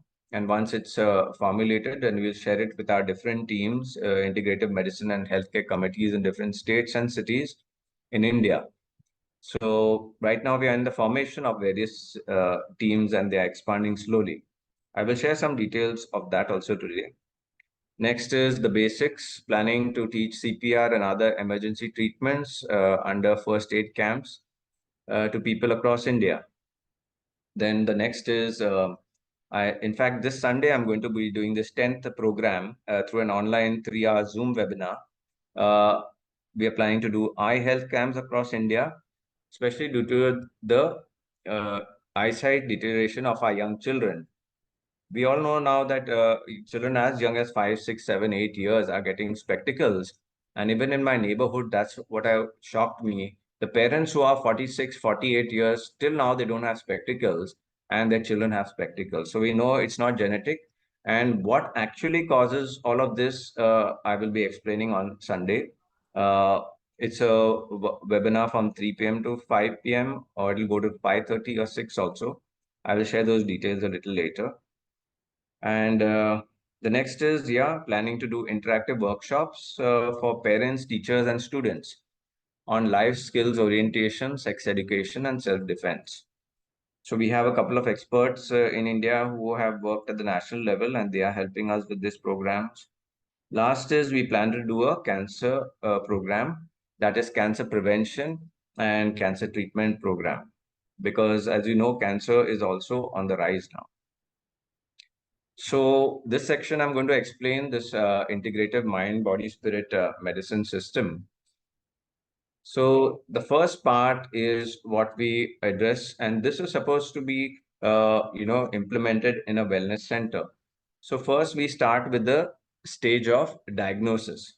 How do we do diagnosis of mind, body, and spirit? So on the left-hand side, you will see generally what is used in allopathy. Here we use allopathy mainly for diagnostics, not so much for treatments. And because this is part of that integrative system at the global level, people look for a lot of science, and the medical community also should be able to validate all of this. So a lot of diagnostics and reports are an important part of validation of the healing process and, results. And here on the right-hand side, so this is a fusion. On the right-hand side, we have the natural healthcare systems or medicine systems where we are trying to cover now mind, body, and spirit. So, for example, at a wellness center, you could have 4 therapists who work as an integrated team. So one on the left could be an MBBS doctor, also, of course, a homeopathic doctor or a BMHS, BHMS, and all of BNYS. And on the right-hand side, we have people who are doing natural therapies. So just a couple of examples for natural therapies. Acupressure is a diagnosis and treatment system also. So is pulse diagnosis, which is in Ayurveda. So that's the body part of treatment. This is just one example at a certain wellness setup. Then for psychological evaluation, you would have a trained, counselor or psychotherapist or a psychologist. That is for the mind stress connection. And then finally for the energy bodies, the chakra scan through a machine or through clairvoyant people. I have worked with really amazing clairvoyant people over the last 15 years who can see in 2-3 minutes what even MRI scans cannot see. But nowadays we have a lot of quantum diagnostic and healing machines also, which comes from the field of radionics. So combining these two, we get the best of the both worlds. So on the left-hand side, for the modern medicine diagnostics, which you have symptoms, of course, then you have machines to do the scanning, and then you have psychological evaluation as well. So typically this happens at a wellness center where you have these four therapists, and the patient just comes in and tells their story or their problem. And so it starts with a common session, which could be 10, 15 minutes or even 20 minutes. And then if any of the therapists wants an individual session, because a person who's evaluating, if they find that there is some trace of stress in the person's life, or maybe there is a relationship problem with the husband or the wife or father or mother, that counselor may want 15 minutes or 20 minutes aside. So that can happen. Energy scanners also require sometimes individual attention for 10, 15 minutes. So you could have a diagnostic session that goes for an hour or 1.5 hours. And sometimes we have had at wellness centers. Now, this I was implementing in Goa right in 2010 when I started my wellness center in my own house. And then after 10 years, I shifted to a bigger space, which I will just show one photograph of. Sometimes it turns out that a counselor or a psychologist, they will also have an energy scanning machine, or they may be clairvoyant themselves. So you can get the mind and the spirit diagnosis from one person, but in our system, they have to fill the diagnostic chart separately for mind and stress, emotions, and relationships, and also the energy profile, energy scan, another data sheet. And then the doctor, the MBBS doctor fills up from their side what is the diagnostics, and then the physical therapist will do their own. So it could work with 4 therapists, it could work with 2, 3 therapists also. And in case, the allopathic doctor, they also know acupuncture or acupressure or pulse diagnosis. Then 2 disciplines come in that doctor. So it's possible to run a center like this, even if there are 2 people who have all the 4 skill sets. So after this diagnostic session happens, then is the treatment session. That means the patient can just sit aside for 10, 15 minutes or half an hour. And this panel, they work out the treatment plan for the patient. And then the patient is given the treatment plan. One copy of the file remains with the patient, one remains with the team. And some of the treatments, they will have to come back to the center. Some of them can do in their home. For example, the diet that is advised will be followed at home. If there are certain, natural exercises, they will be done at home. So now we come to this treatment part. As you can see again over there, we use the best of both worlds. So allopathy has been very useful for, of course, for acute trauma and for emergency situations. When you, like my life got saved at that time with that, steroid injection. So sometimes it takes that, sometimes it takes intravenous supplements, sometimes surgery or life support systems like oxygen or something else. And on the natural side for treatment, we have all of these physical treatments, then the mind and emotions, and then energy medicine, whether it is Reiki, pranic healing, or you even have quantum machines giving healing rays into a glass of water. I've done taken such kind of treatments over 12 years back myself here in Goa and showed some good results. So so this is the treatment. So this is what we are calling the mind, body, spirit treatment. Now, why are we doing this? We are doing this because of the history of people like me and a few thousands. I've treated almost 6,000 patients now over the last 17 years. And each and every one of those patients had a similar story like mine. And what was my story? That I tried allopathy, Ayurveda, homeopathy, energy medicine, prayers, and after everything did not succeed, then I went to explore, something of a more natural integrated method. And so all the patients, right from the first patient I got in 2005, that's the default. When people are sick, they run to allopathy. When that stops working for 2-3 years, then depending on the family's experience or advice from friends, they will either choose this Ayurveda or homeopathy, and they will try and get treated by that. If they get treated, well and good. If not, if a person has tried Ayurveda and they have not got treated, then after 2-3 years, they will go to homeopathy. And then when homeopathy doesn't work, then they will search out for miraculous cures from all kinds of, healing machines or people. And if that doesn't work, then finally they have no other option. And that was the kind of serious patients I was getting since 2005, in which I used this, integrative system, whatever capability I had.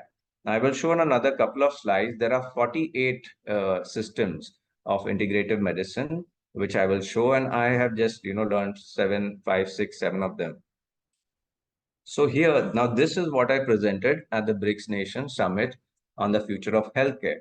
And the convener was really impressed and said, this is far, the best presentation so far, because you are giving allopathy its place in diagnostics and emergency medicine and trauma medicine. And at the same time, you are bringing in the complete, ancient healing sciences and also preventive medicine, and which is the important part. So the last two blocks downside at the bottom are the benefits of both these systems.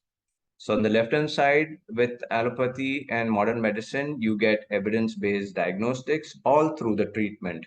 First is diagnosis, proving that the condition is there, then tests and all that in between, proving that there is progress, and finally, when there's complete healing, it's validated that these systems have worked with good results. Second part is scientific documentation, which also we are learning from, allopaths, which natural healers and all have been a little weakened. And then finally on the left is emergency medicine is the advantage. And here on the natural medicine side, most of it, 99% of the time, it is non-invasive. So here is that slide of all the systems that we have been presenting over the last 17 years in India as parts of mind, body, spirit medicine. So at a wellness center, people can choose any of these combinations, whichever kind of therapist they have at their center. But the important part is that they should be fulfilling these two stages. That is, in diagnosis stage, it should be put down on the paper and in the diagnostic charts, diagnosis of mind, diagnosis of body, physical conditions, and diagnosis of spirit, emotional. And then second part is treatment of mind, body, spirit. So by this system, what we get is that people don't have to, like me, I had a journey, I was searching for the final cures or the right system for 14 years. I know people, some of my patients who have been sick for 24 years, 25 years, 30 years. And when they get a proper system, when it's done in this integrated way, at least my experience has been, people are reversing most of these chronic illnesses within 3 months. And 3 months is happening because of that particular protocol that I have developed, which is called the natural health therapy. It's a 4-step protocol. Otherwise, even though people work in an integrative way, to reverse high BP, cholesterol, diabetes, and obesity also, it will generally take about 6 months. But done in a very efficient way, it can happen within 3 months itself. This is the photograph of my home in Goa. I just had one hall where all the meetings and all the presentations and teachings used to happen. And then I had 3 rooms which were treatment rooms.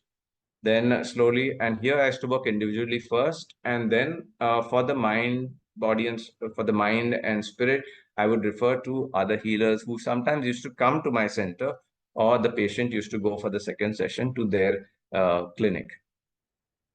Then finally, in 2020, I expanded it into a 4.5-acre property with treatment centers and different facilities and teaching, halls over there. And there we also had an organic farm, greenhouse, a meditation center, a youth center, and also movie center. and movie center on, movies regarding all of these themes, on movies about diet, nutrition, healing stories, about environment, about organic farming, then also about water systems, water purification systems, and soil, compost, all of that, all of these contributing to a healthy life. And we would also be running, I started, Goa's first organic market, the Earth Keepers Market, in 2015. So our theme is to transform a wellness center into a holistic center, which has got education and finally gives people the education on holistic and healthy living as well. So the second part of our design of our system is from a centralized system to a decentralized system. And all of this is also there in a video that I will share with you on my website. You can go through it again at your own pace. The centralized system, which we normally see in the congested cities here, these are the unfortunate, situation. They are getting overburdened and they're very congested. There's a lack of healthcare education. That is, preventive medicine is not taught much here, how not to fall sick. Then the lives are very fast paced, and there's stress, pollution, and focus is more on disease management and not on disease reversal. And unfortunately, it's feeding all of this big pharma and now feeding the vaccine mafia as well. But in contrast, the system that we have developed, we are trying to take healthcare to the people. And this has been going on now since at least, the last 17 years. And we are taking the wellness centers to the villages, to the, cities, and away from the congested, metros. And here the benefits are that you have a healthier space where the environment and the air is better.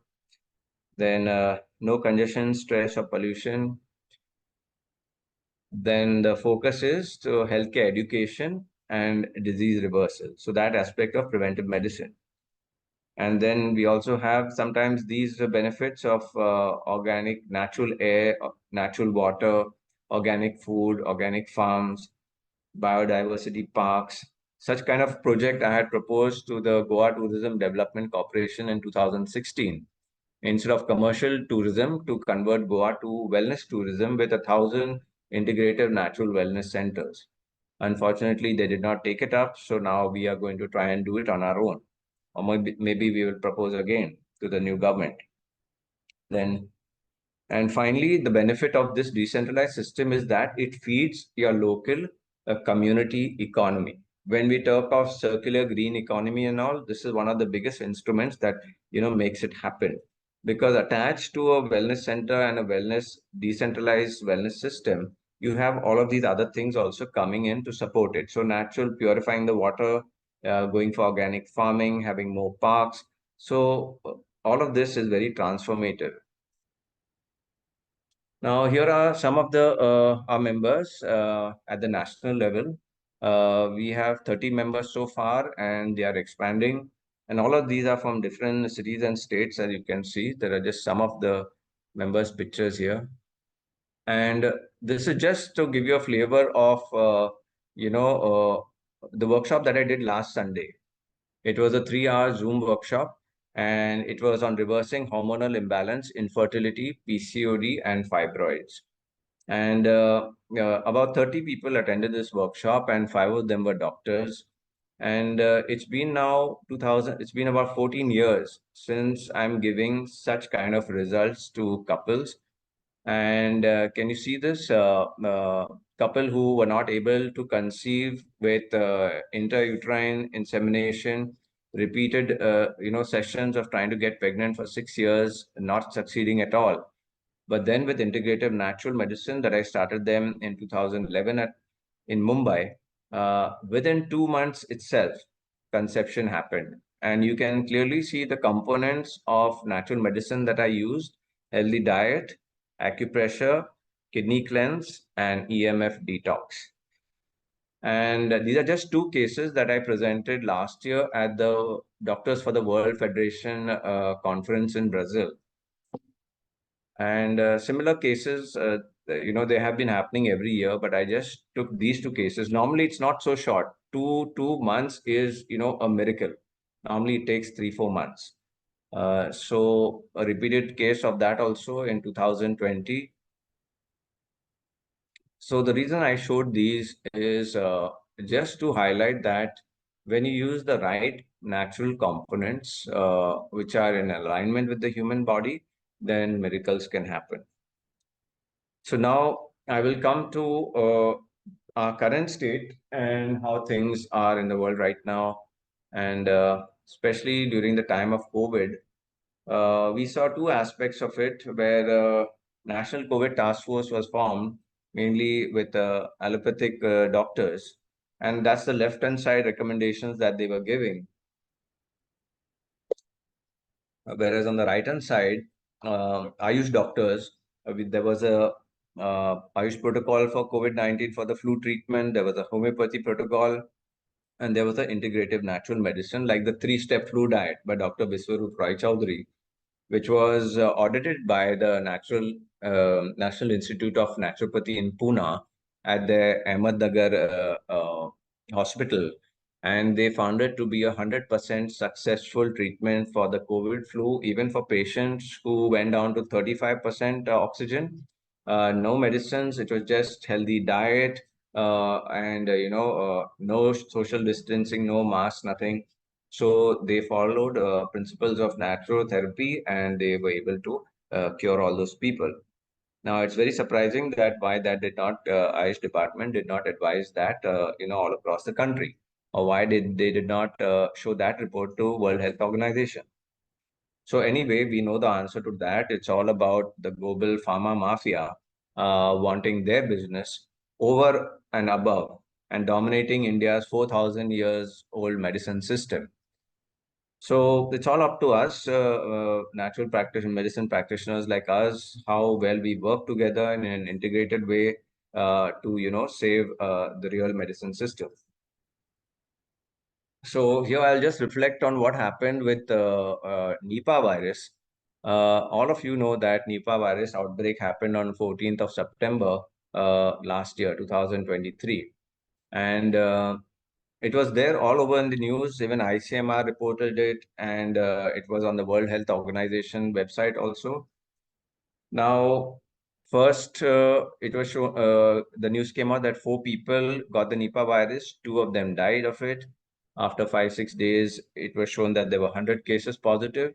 And then after another 4-5 days, it was shown that 1,000 cases positives of this PCR test, RT-PCR test, which many of us who have researched it well now know that it has 97% false positives, even according to Oxford University and other global, institutes and medical bodies. So it came to 1,000 positive people positive. And that's when the governor put out Section 144 lockdown Kozhikode district, and schools were closed and offices were closed. And that's when our team, 3 actually organizations, Tamil Nadu Reform Movement, who had studied, the different sections of Indian law and the Indian Constitution and human rights. Then Awaken India Movement, Kerala team. I'm also on the National Steering Committee of Awaken India Movement since it started in 2020.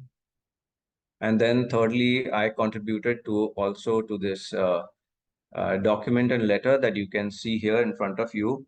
So we invoked the Indian Grievances Act because of the lockdown, and then because freedoms were curtailed, and they were curtailed because of the so-called Nipah virus outbreak. So we have applied Indian Evidence Act on them. And these are the questions there. I can share these documents with anybody. They're also there in the document that I will give you on our website link. So the first question was to give us the scientific evidence that they have isolated this Nipah virus. In fact, it was declared that this was the 4th outbreak of Nipah virus in Kerala. So previous 2-3 years, there were already 3 outbreaks. And they announced that this was the big one. So we asked for the scientific tests and all of that of the virus isolation.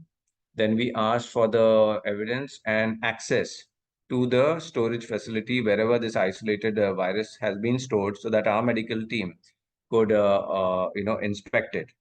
Then the third was the scientific evidence and of how it is transmitted, how it comes into the human body, how it causes this condition. Then the next was the testing methodology, whether RT-PCR test is not good enough, so what other testing methods they were using. Then mask mandates was also part of that, but yeah, the lockdown rationale point 6 and 7. 7 was the important point, proof of causation. That is scientific, officially certified studies that prove how the Nipah virus enters cells of living human beings, replicates, then generates cytopathic effects, then generates symptoms, and the pathology of each symptom and the mechanism of spread in the environment to infect other human beings. So how it is also transmitted. So this was asked under Indian Evidence Act. So doctors, healers, therapists, and even ordinary citizens, we sent 40 letters to the governor of Kerala. And under Indian Evidence Act, you have to either give the evidence within 48 hours or you have to stop your actions because they have no scientific basis. And within 48 hours, the Chief Minister of Kerala came in the public and declared, and it came in the news, that we are sorry, we do not have the isolate of this Nipah virus. We are not sure why those two people died. Please give us more time to figure out how those two people died. And needless to say that they had not, they could not give any of these evidences that how it is, its cytopathic effects, how it is transmitted, nothing. And that's why actually this entire Nipah virus was shut down. It was a fake outbreak, and mainly because of the next letter that we sent the next day, which detailed the 3-4 Indian penal code, Indian sections of Indian law, under which there was a total jail term for 5.5 to 6 years for not proving any of this and doing these actions. So this is how Nipah virus actually was proven to be completely false, and you can understand the height of it if it was done the fourth time. And but later what happened is that after a week, 10 days, they put an article in the paper in Kerala that yes, Nipah virus did happen. Of course, they had to admit it because the article is still there on WHO website. But the second thing is they said that they curtailed it. In that article, there are no descriptions of how they curtailed it. So now from this, you can understand, and I'm very sure that if even that SARS-CoV-2 initial virus happened in India, it would have met the same fate. So these technical details of all of this are there in our 64-page document of the Integrative Medicine and Healthcare Committee of India, which we have researched from across the world, and we have also a great group of scientists ourselves, where you will understand the details of how the flus happen. It's a very simple thing also. We all know this word, seasonal flu. And you ask the basic question, what happens in that season's change? Does the environment change? And the answer is yes, the environment changes. So can we please use the correct term and call it an environmental change flu? Yes, flus happen because of environmental change. When there is one environment and another environment comes in. And by the way, when you move from this, entire electromagnetic system of mobile phones, when you move from 3G to 4G to 5G, yes, it is technically and scientifically proven it's an environmental change. So these are some details which you will get inside. These environmental changes happen through satellite radiation. They happen through big machines across the world called HARP machines. Please research that also. And besides that, there are 6-7 other ways in which flus happen. So all those details are given enough evidence in this document for people to really, think about and review what actually happened. So now we know that, till 2020, with all such, there are at least, even now, there are probably on a daily basis 1,000 disease reversal programs happening in India right now. Even in 2019, 2018, 2020, so many. And people's health was actually getting better. But only after these vaccines came in, and you can see in our document all the ingredients of the vaccines as per the manufacturer's literature. Many of them are carcinogenic. And so now it's quite an old story. From this document, you will understand over 100 side effects of COVID vaccines as declared by manufacturers. But not, advance notice was not given to people, like what we call informed consent was not given. So unfortunately, this is the result that we have. Never in the history of this world did so many children and adolescents die of heart attacks. So these are all documented cases of how these children took COVID vaccines and suddenly met their end. For many doctors across the world also, it's a shock. This on the left-hand side, anybody wants this report, please connect with me. The USA Kissinger report of 1974, a 50-year-old program commissioned by USA and Planned Parenthood, an organization whose president was William Henry Gates, the father of Bill Gates, which designed vaccines to reduce population, to make people infertile. And the list of all the countries are given there, which were the target countries. And India is one of them, China, Africa, and some other countries too. So we have to review all of this and look at this entire vaccine policy. Enough details and research articles and links are given on our website. You can see it on the left picture. Go to integrativemedicinecommittee.org. And on the top, that blue highlighted position paper on COVID, that's the document on the right-hand side. Please go through this document because we need to understand this very properly and understand that there were 14 medical malpractices used or forced by WHO to actually create this pandemic. And if we do not want another pandemic like this, then we better be well educated and take the right decisions, stop wrong medical practices, bring in the right medical practices, and we have to form committees in every state. And that's what we are in the process of. I will just share a little bit of that. So this document has got all these details of each of the 14 medical malpractices. Also, a video of ours is on the same page. You can watch that, WHO's Crimes Against Humanity. And there's a bigger our video of all the systems, not only how the healthcare system is compromised, but also the food, farming systems, the soil systems, the water systems. So if we want a better world, we have to understand these things. And we have got many committees, which I will share in a list. The document also has this detail of the deplorable work by WHO over the last 75 years. I think, and finally on our website, there is this, after all our research, we have put a 1 lakh reward. We shared it on social media. It's 1 year old now. 1 lakh reward to anybody in the world who can prove that SARS-CoV-2 or any of its variants till date cause flu. There are scientific steps to prove it. We have challenged people to prove it, and nobody's been able to do that till now. So that document also has the crimes of Bill and Melinda Gates Foundation. Some of you know about it in India. 4.9 lakh children in India, girls, developed paralysis between 2000 and 2017 from the polio vaccines. And there are more details which you can see later. So we have to understand these organizations. We should not allow them to operate in India. And finally, this is what we have come to our assessment, and our advice to the Indian government is then the document. The main thing was when COVID happened, Indian government made a big mistake and did not form a national level multidisciplinary health committee of the most senior doctors and healthcare professionals in this country from the various streams of medicine, such as allopathy, Ayurveda, Unani, Siddha, Homoeopathy, Soarikpa, naturopathy, nature cure, vibrational medicine, and energy medicine. If India had done this at that time, we would not have been forced to follow all medical malpractices from this WHO.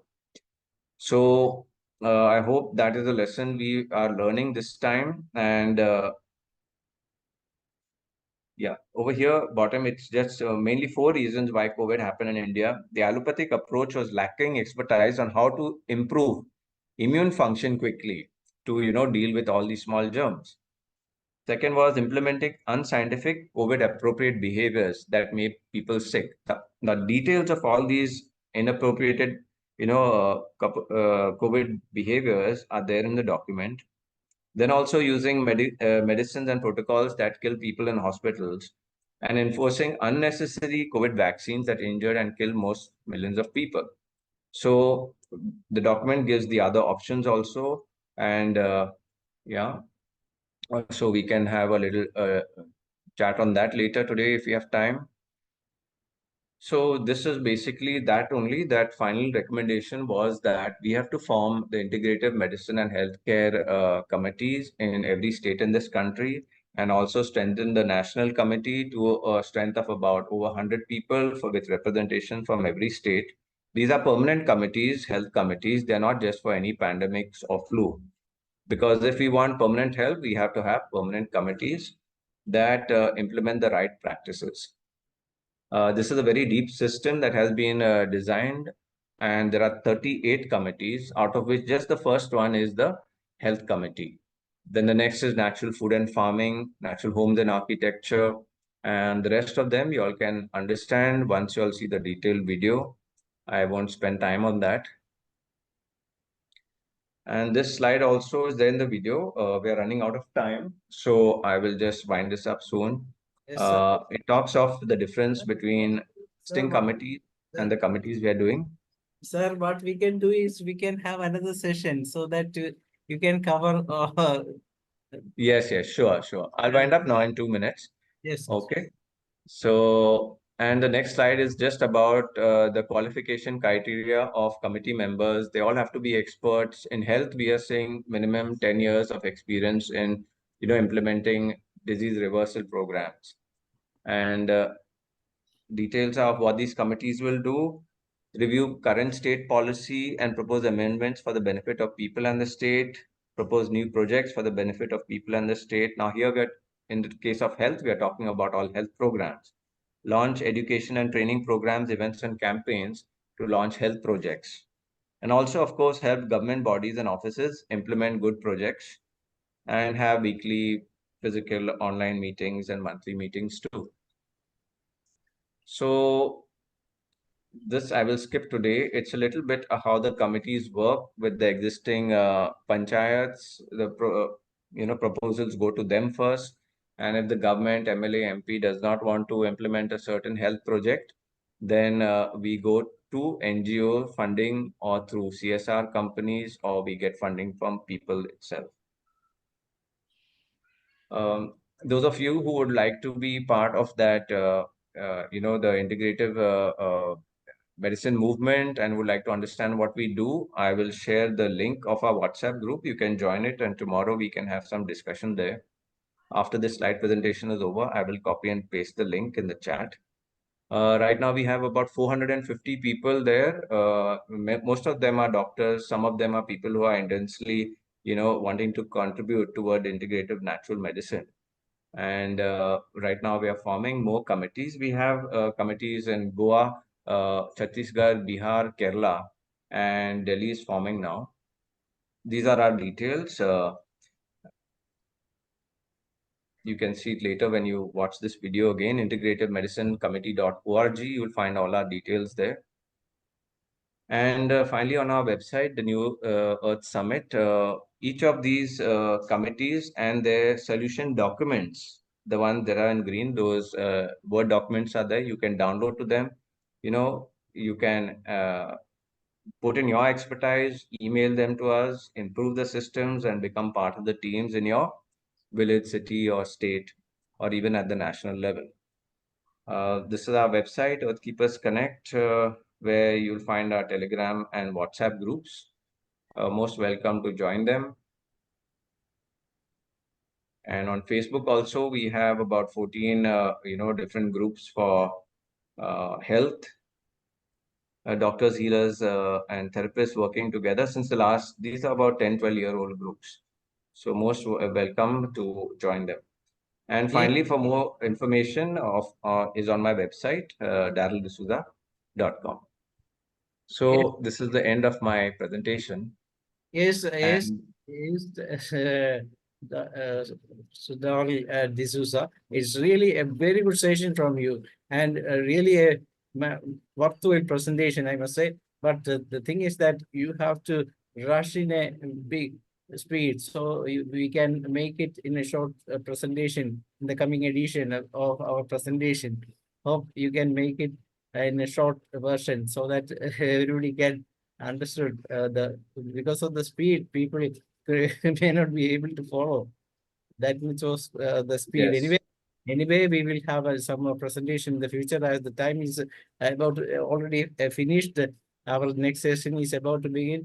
I'm thanking you once again on behalf of International Forum for Promoting Homeopathy, as well as the doctors and homeopathy lovers who attended the session. Thank you all. See you by. yes. Thank you. The links are there in the chat. So please visit our website and you will get all the details. Definitely. We will share the link and everything in our forums. You can Thank send you. it. We will definitely upload all those things in our all groups so that those Yes. who can also join. Thank you once again. Thank you, everyone. Thank you, sir. It's over to Dr. Mariamma John to moderate the Malayalam session. എല്ലാവർക്കും നമസ്കാരം. IFPHന്റെ 1312 പ്രതിദിന zoom വെബിനാറിൽ പങ്കെടുക്കുന്ന എല്ലാവരെയും സ്വാഗതം ചെയ്തുകൊള്ളുന്നു.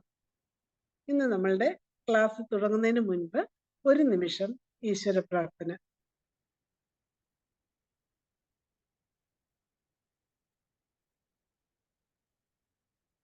നന്ദി.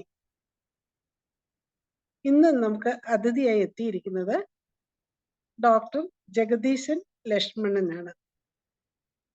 Doctor 2-3 പ്രാവശ്യം നമുക്ക് ഇതിനു മുമ്പ് ക്ലാസ് എടുത്തിട്ടുണ്ട്. കണ്ണൂര് ആലപ്പുഴ APHC ഹോമിയോപ്പതിയിലെ മെഡിക്കൽ ഓഫീസറാണ്. 20 വർഷത്തെ ചികിത്സാ പരിചയമാണ് ഡോക്ടർക്കുള്ളത്.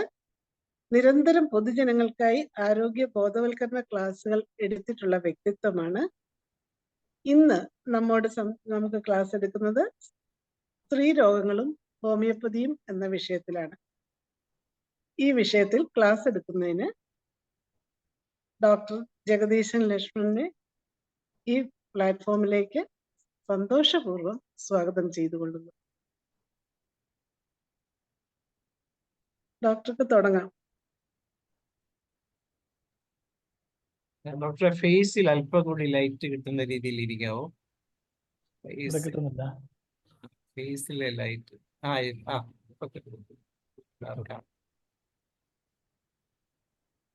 സ്ക്രീൻ കാണുന്നുണ്ടോ? സ്ക്രീൻ അല്ല, എവറിത്തിങ് ഫൈൻ.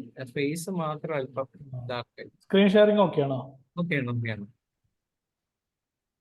ഓക്കെ. നമ്മൾ സ്ത്രീരോഗങ്ങളും ഹോമിയോപ്പതിയും എന്ന ഒരു ക്ലാസ്സാണ് എടുക്കാൻ പോകുന്നത്.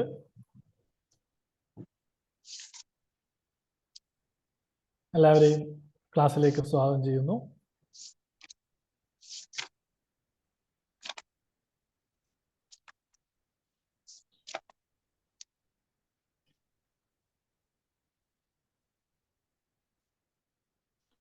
അപ്പോൾ ബാല്യം, കൗമാരം, യൗവനം, വാർദ്ധക്യം എല്ലാ മനുഷ്യർക്കുള്ള 4 ഘട്ടങ്ങളാണ്. അപ്പോൾ സ്ത്രീകൾക്കും പുരുഷന്മാർക്കും ഈ 4 ഘട്ടങ്ങളുണ്ട്. എന്നാൽ ഈ 4 ഘട്ടങ്ങളിൽ സ്ത്രീകൾ നേരിടുന്ന ശാരീരിക, മാനസിക ആരോഗ്യ പ്രശ്നങ്ങൾ നിരവധിയാണ്. അതിനെക്കുറിച്ചാണ് നമ്മൾ ഇന്ന് ക്ലാസ് എടുക്കാൻ പോകുന്നത്.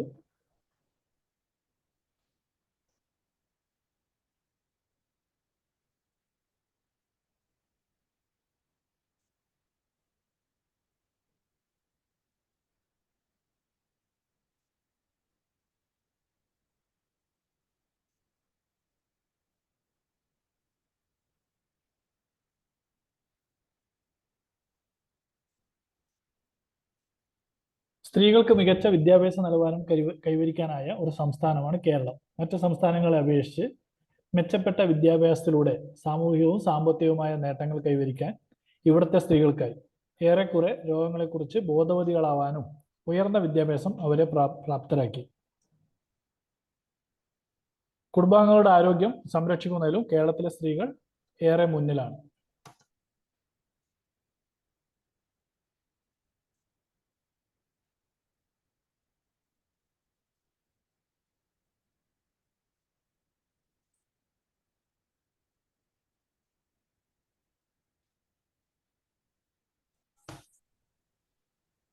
അപ്പോൾ സ്ത്രീരോഗങ്ങളെക്കുറിച്ച് നമുക്ക് ജസ്റ്റ് ഒന്ന് പറഞ്ഞു പോവാം. എന്തുകൊണ്ടാണ് സ്ത്രീകൾക്ക് ഇത്തരം രോഗങ്ങൾ ഉണ്ടാവുന്നത്, അല്ലെങ്കിൽ പുരുഷന്മാരെ അപേക്ഷിച്ച് സ്ത്രീകളിൽ എന്തുകൊണ്ടാണ് കൂടുതൽ രോഗങ്ങൾ കാണപ്പെടുന്നത്? അവരുടെ ശാരീരികമായ പ്രത്യേകതകളെക്കാൾ മറ്റു ചില കാരണങ്ങൾ കൂടിയുണ്ട്. അവയെക്കുറിച്ചാണ് നാം ഇപ്പോൾ പറയാൻ പോകുന്നത്. സ്വന്തം ആരോഗ്യകാര്യങ്ങളിൽ സ്ത്രീകൾ കാണിക്കുന്ന അശ്രദ്ധയാണ് അവരെ പലപ്പോഴും ഗുരുതരമായ രോഗങ്ങളിലേക്ക് നയിക്കുന്നത്. സ്ത്രീരോഗികളുടെ എണ്ണത്തിലുണ്ടാകുന്ന വൻ വർധന ആശങ്കാജനകമാണ്. അപ്പോൾ സ്ത്രീരോഗങ്ങളുടെ പ്രധാനപ്പെട്ട ആർത്തവ ക്രമക്കേടുകൾ, ആർത്തവ സമയത്തുണ്ടാകുന്ന കഠിനമായ വേദന, അമിതവണ്ണം, ശരീരമെലിച്ചിൽ, അണ്ഡാശയമുഴകൾ, ഗർഭാശയമുഴകൾ, എൻഡോമെട്രിയോസ്, വെള്ളപോക്ക് തുടങ്ങി നിരവധിയായ രോഗങ്ങളുണ്ട്. അപ്പോൾ സ്ത്രീ രോഗികളുടെ എണ്ണത്തെ കൂട്ടുന്ന പ്രധാന ഘടകങ്ങൾ ഏതൊക്കെയാണെന്ന് നമുക്ക് നോക്കാം. ഒന്ന്, പ്രകടമാകുന്ന രോഗലക്ഷണങ്ങളെ തീർത്തും അവഗണിക്കുന്ന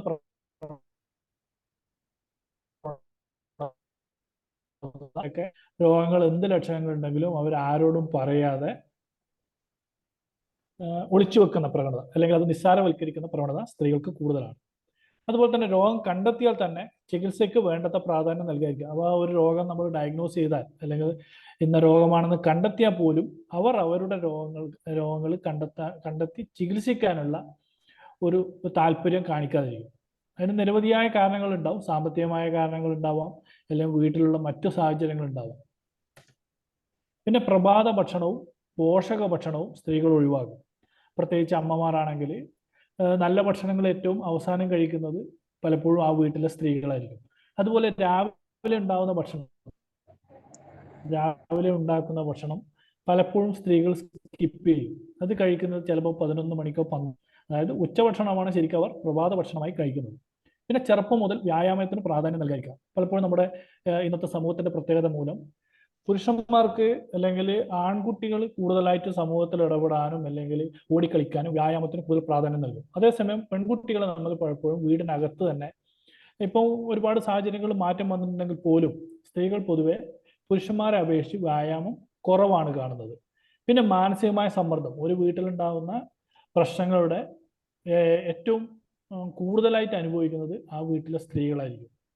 അതുപോലെ അതായത് ഒരു വീട്ടിൽ എത്ര ഫാമിലി മെമ്പേഴ്സ് ഉണ്ടോ ആ അംഗങ്ങളുടെ എല്ലാവരുടെയും പ്രശ്നങ്ങൾ ആ വീട്ടിലെ അമ്മമാർ അല്ലെങ്കിൽ ആ വീട്ടിലെ സ്ത്രീകളുടെ ചുമലിലായിരിക്കും വന്നു പോകുക. പിന്നെ ഉള്ളത് വിശ്രമമില്ലായ്മയാണ്. ഏറ്റവും ആദ്യം എഴുന്നേൽക്കുന്നതും ഏറ്റവും അവസാനം കിടക്കുന്നതും ആ വീട്ടിലെ സ്ത്രീകളായിരിക്കും. പിന്നെ കുട്ടികളാണെങ്കിൽ ചിട്ടപ്പെടുത്താതെയുള്ള പഠനശീലങ്ങൾ എന്ന് പറഞ്ഞാൽ ഈ പെൺകുട്ടികൾക്ക് എന്ന് പറഞ്ഞാൽ ഒരു പഠിച്ചുകൊണ്ടിരിക്കുമ്പോൾ തന്നെ വീട്ടിലെ മറ്റു കാര്യങ്ങൾക്ക് വേണ്ടി, വീട്ടിലെ മറ്റു ജോലികൾ എടുക്കാൻ വേണ്ടി വിളിക്കും. അതായത് ആൺകുട്ടികളെ പോലെ പെൺകുട്ടികൾക്ക് പഠിക്കാൻ പറ്റാറില്ല. പിന്നെ വീട്ടിലുണ്ടാവുന്ന അരക്ഷിതാവസ്ഥ, വീട്ടിലുണ്ടാവുന്ന എല്ലാ പ്രശ്നങ്ങളും ആ വീട്ടിലത്തെ പെൺകുട്ടികളെയാണ് ബാധിക്കുന്നത്. പിന്നെ അതൊക്കെ എന്താ ചെയ്യുന്നത്, പെൺകുട്ടികൾ മറവി ഉണ്ടാക്കും, അതുപോലെ മാനസിക സമ്മർദ്ദം ഉണ്ടാകും.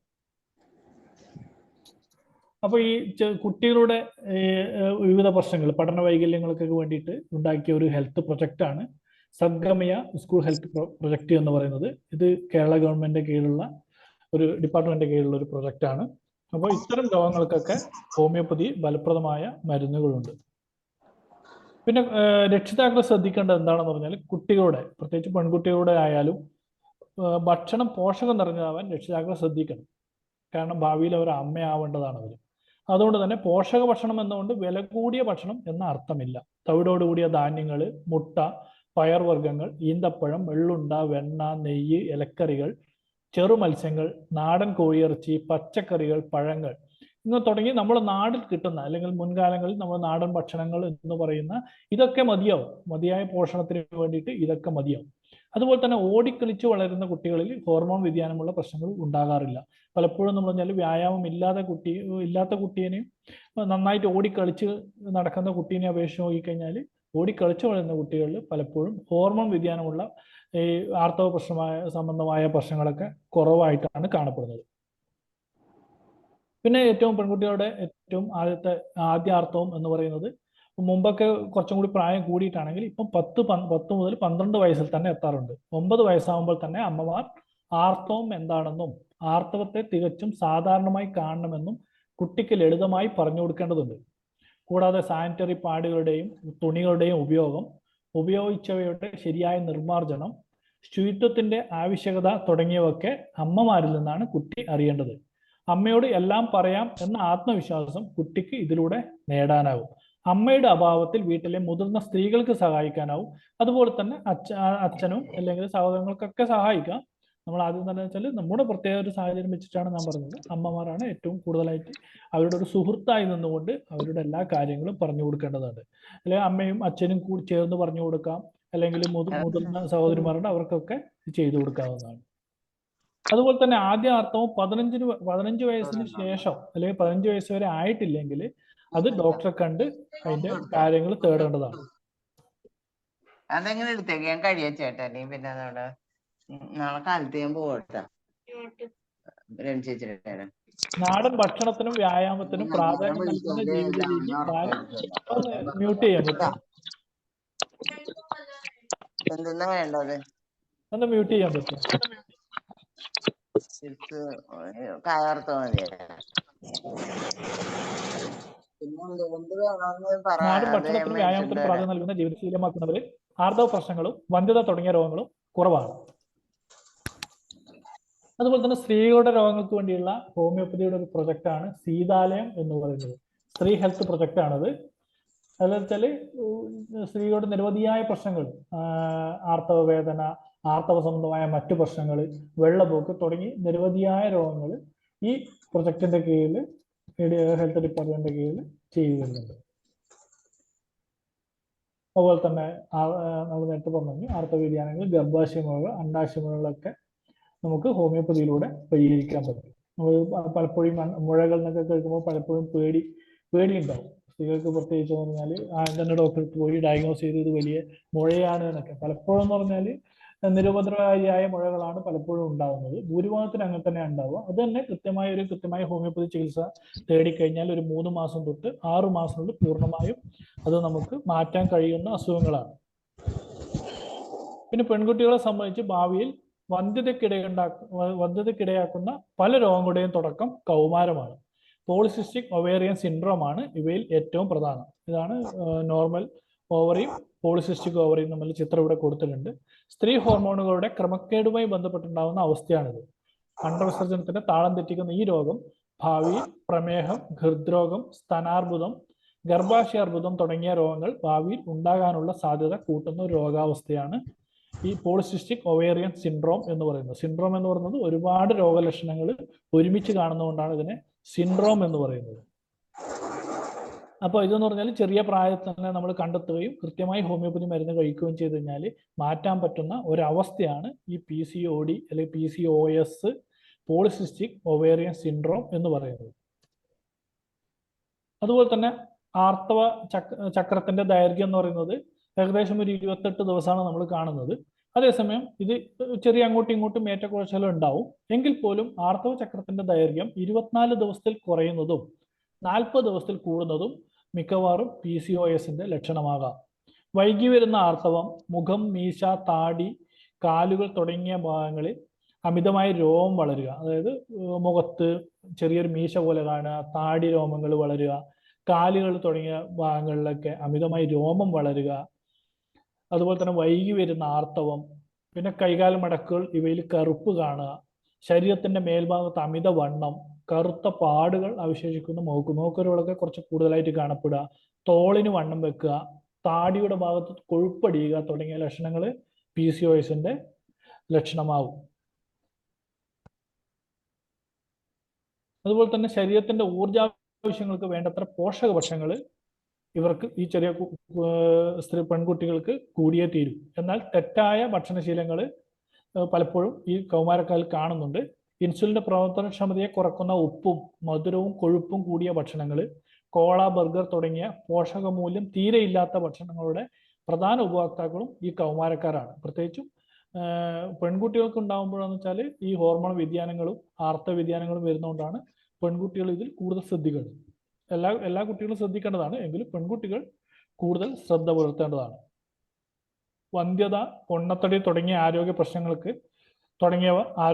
ഇടയാക്കുന്നതിന് പുറമെ 40-ൽ കണ്ടിരുന്ന പല രോഗങ്ങളും ഇന്ന് കൗമാരത്തിൽ തന്നെ കണ്ടു തുടങ്ങുന്നു. മുമ്പ് കാലത്ത് നമുക്ക് ഭക്ഷണം കിട്ടാത്തതുകൊണ്ടുള്ള പ്രശ്നങ്ങളാണ് ഉണ്ടായിരുന്നെങ്കിൽ ഇന്ന് അമിത ഭക്ഷണമാവാം, അല്ലെങ്കിൽ പോഷണം ഇല്ലാത്ത ഭക്ഷണം കൊണ്ടും രോഗങ്ങൾ ഉണ്ടാവുന്നുണ്ട്.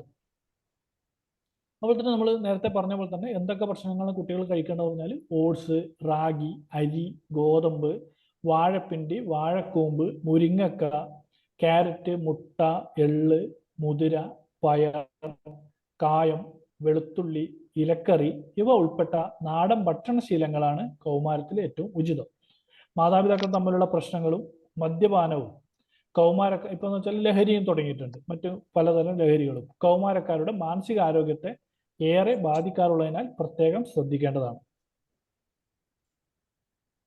അതുപോലെ തന്നെ നമ്മൾ നേരത്തെ പറഞ്ഞ സ്ത്രീ പ്രത്യുൽപാദന അവയവങ്ങളായ ഗർഭപാത്രം, അണ്ഡാശയം, അണ്ഡവാഹിനിക്കുഴൽ എന്നിവയ്ക്കുണ്ടാകുന്ന രോഗങ്ങൾക്ക് ഹോമിയോപ്പതിയിൽ ഫലപ്രദമായ ചികിത്സ ലഭ്യമാണ്. ഗർഭാശയ ക്യാൻസർ, വിളർച്ച, ഫൈബ്രോയിഡ്, വെള്ളപോക്ക്, പോളിസിസ്റ്റിക് ഒവേറിയൻ ഡിസീസ്, തൈറോയിഡ് തുടങ്ങിയ എല്ലാ അസുഖങ്ങൾക്കും ഹോമിയോപ്പതിയിൽ ചികിത്സ ലഭ്യമാണ്. അതുപോലെ തന്നെ പലപ്പോഴും സ്ത്രീകളിൽ കൂടുതലായി കാണപ്പെടുന്ന മറ്റൊരു രോഗമാണ് തൈറോയിഡ്. തൈറോയ്ഡ് സംബന്ധമായ പ്രശ്നങ്ങൾ കൂടുതൽ അലട്ടുന്നത് സ്ത്രീകളെയാണ്. അന്തസ്രാവ ഗ്രന്ഥിയായ തൈറോയിഡ് ആണ് T3, T4 എന്നീ ഹോർമോണുകൾ ഉൽപ്പാദിപ്പിക്കുന്നത്.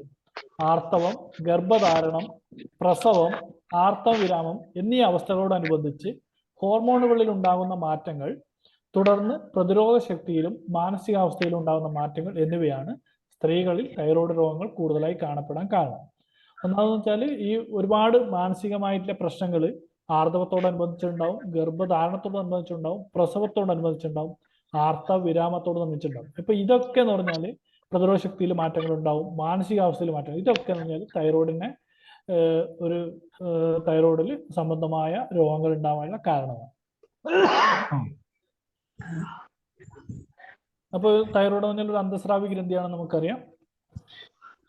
വിളർച്ച പിന്നൊന്ന് കാണുന്നത് വെച്ചാൽ വിളർച്ചയാണ്. ലോക ജനസംഖ്യയുടെ 30% ആളുകൾക്ക് വിളർച്ചാ രോഗമുണ്ടെന്നാണ് കണക്ക്. ഇതിൽ ഭൂരിഭാഗവും സ്ത്രീകളാണെന്ന് പഠനങ്ങൾ സൂചിപ്പിക്കുന്നു. ശരീരകോശങ്ങളിൽ പ്രാണവായു എത്തിക്കുക എന്ന സുപ്രധാന ധർമ്മം നിർവഹിക്കുന്നത് രക്തത്തിലെ ഹീമോഗ്ലോബിനാണ്. ചുവന്ന രക്താണുക്കളുടെയും ഹീമോഗ്ലോബിന്റെയും എണ്ണത്തിലും ഗുണത്തിലുമുള്ള കുറവിനെയാണ് വിളർച്ച എന്ന് പറയുന്നത്.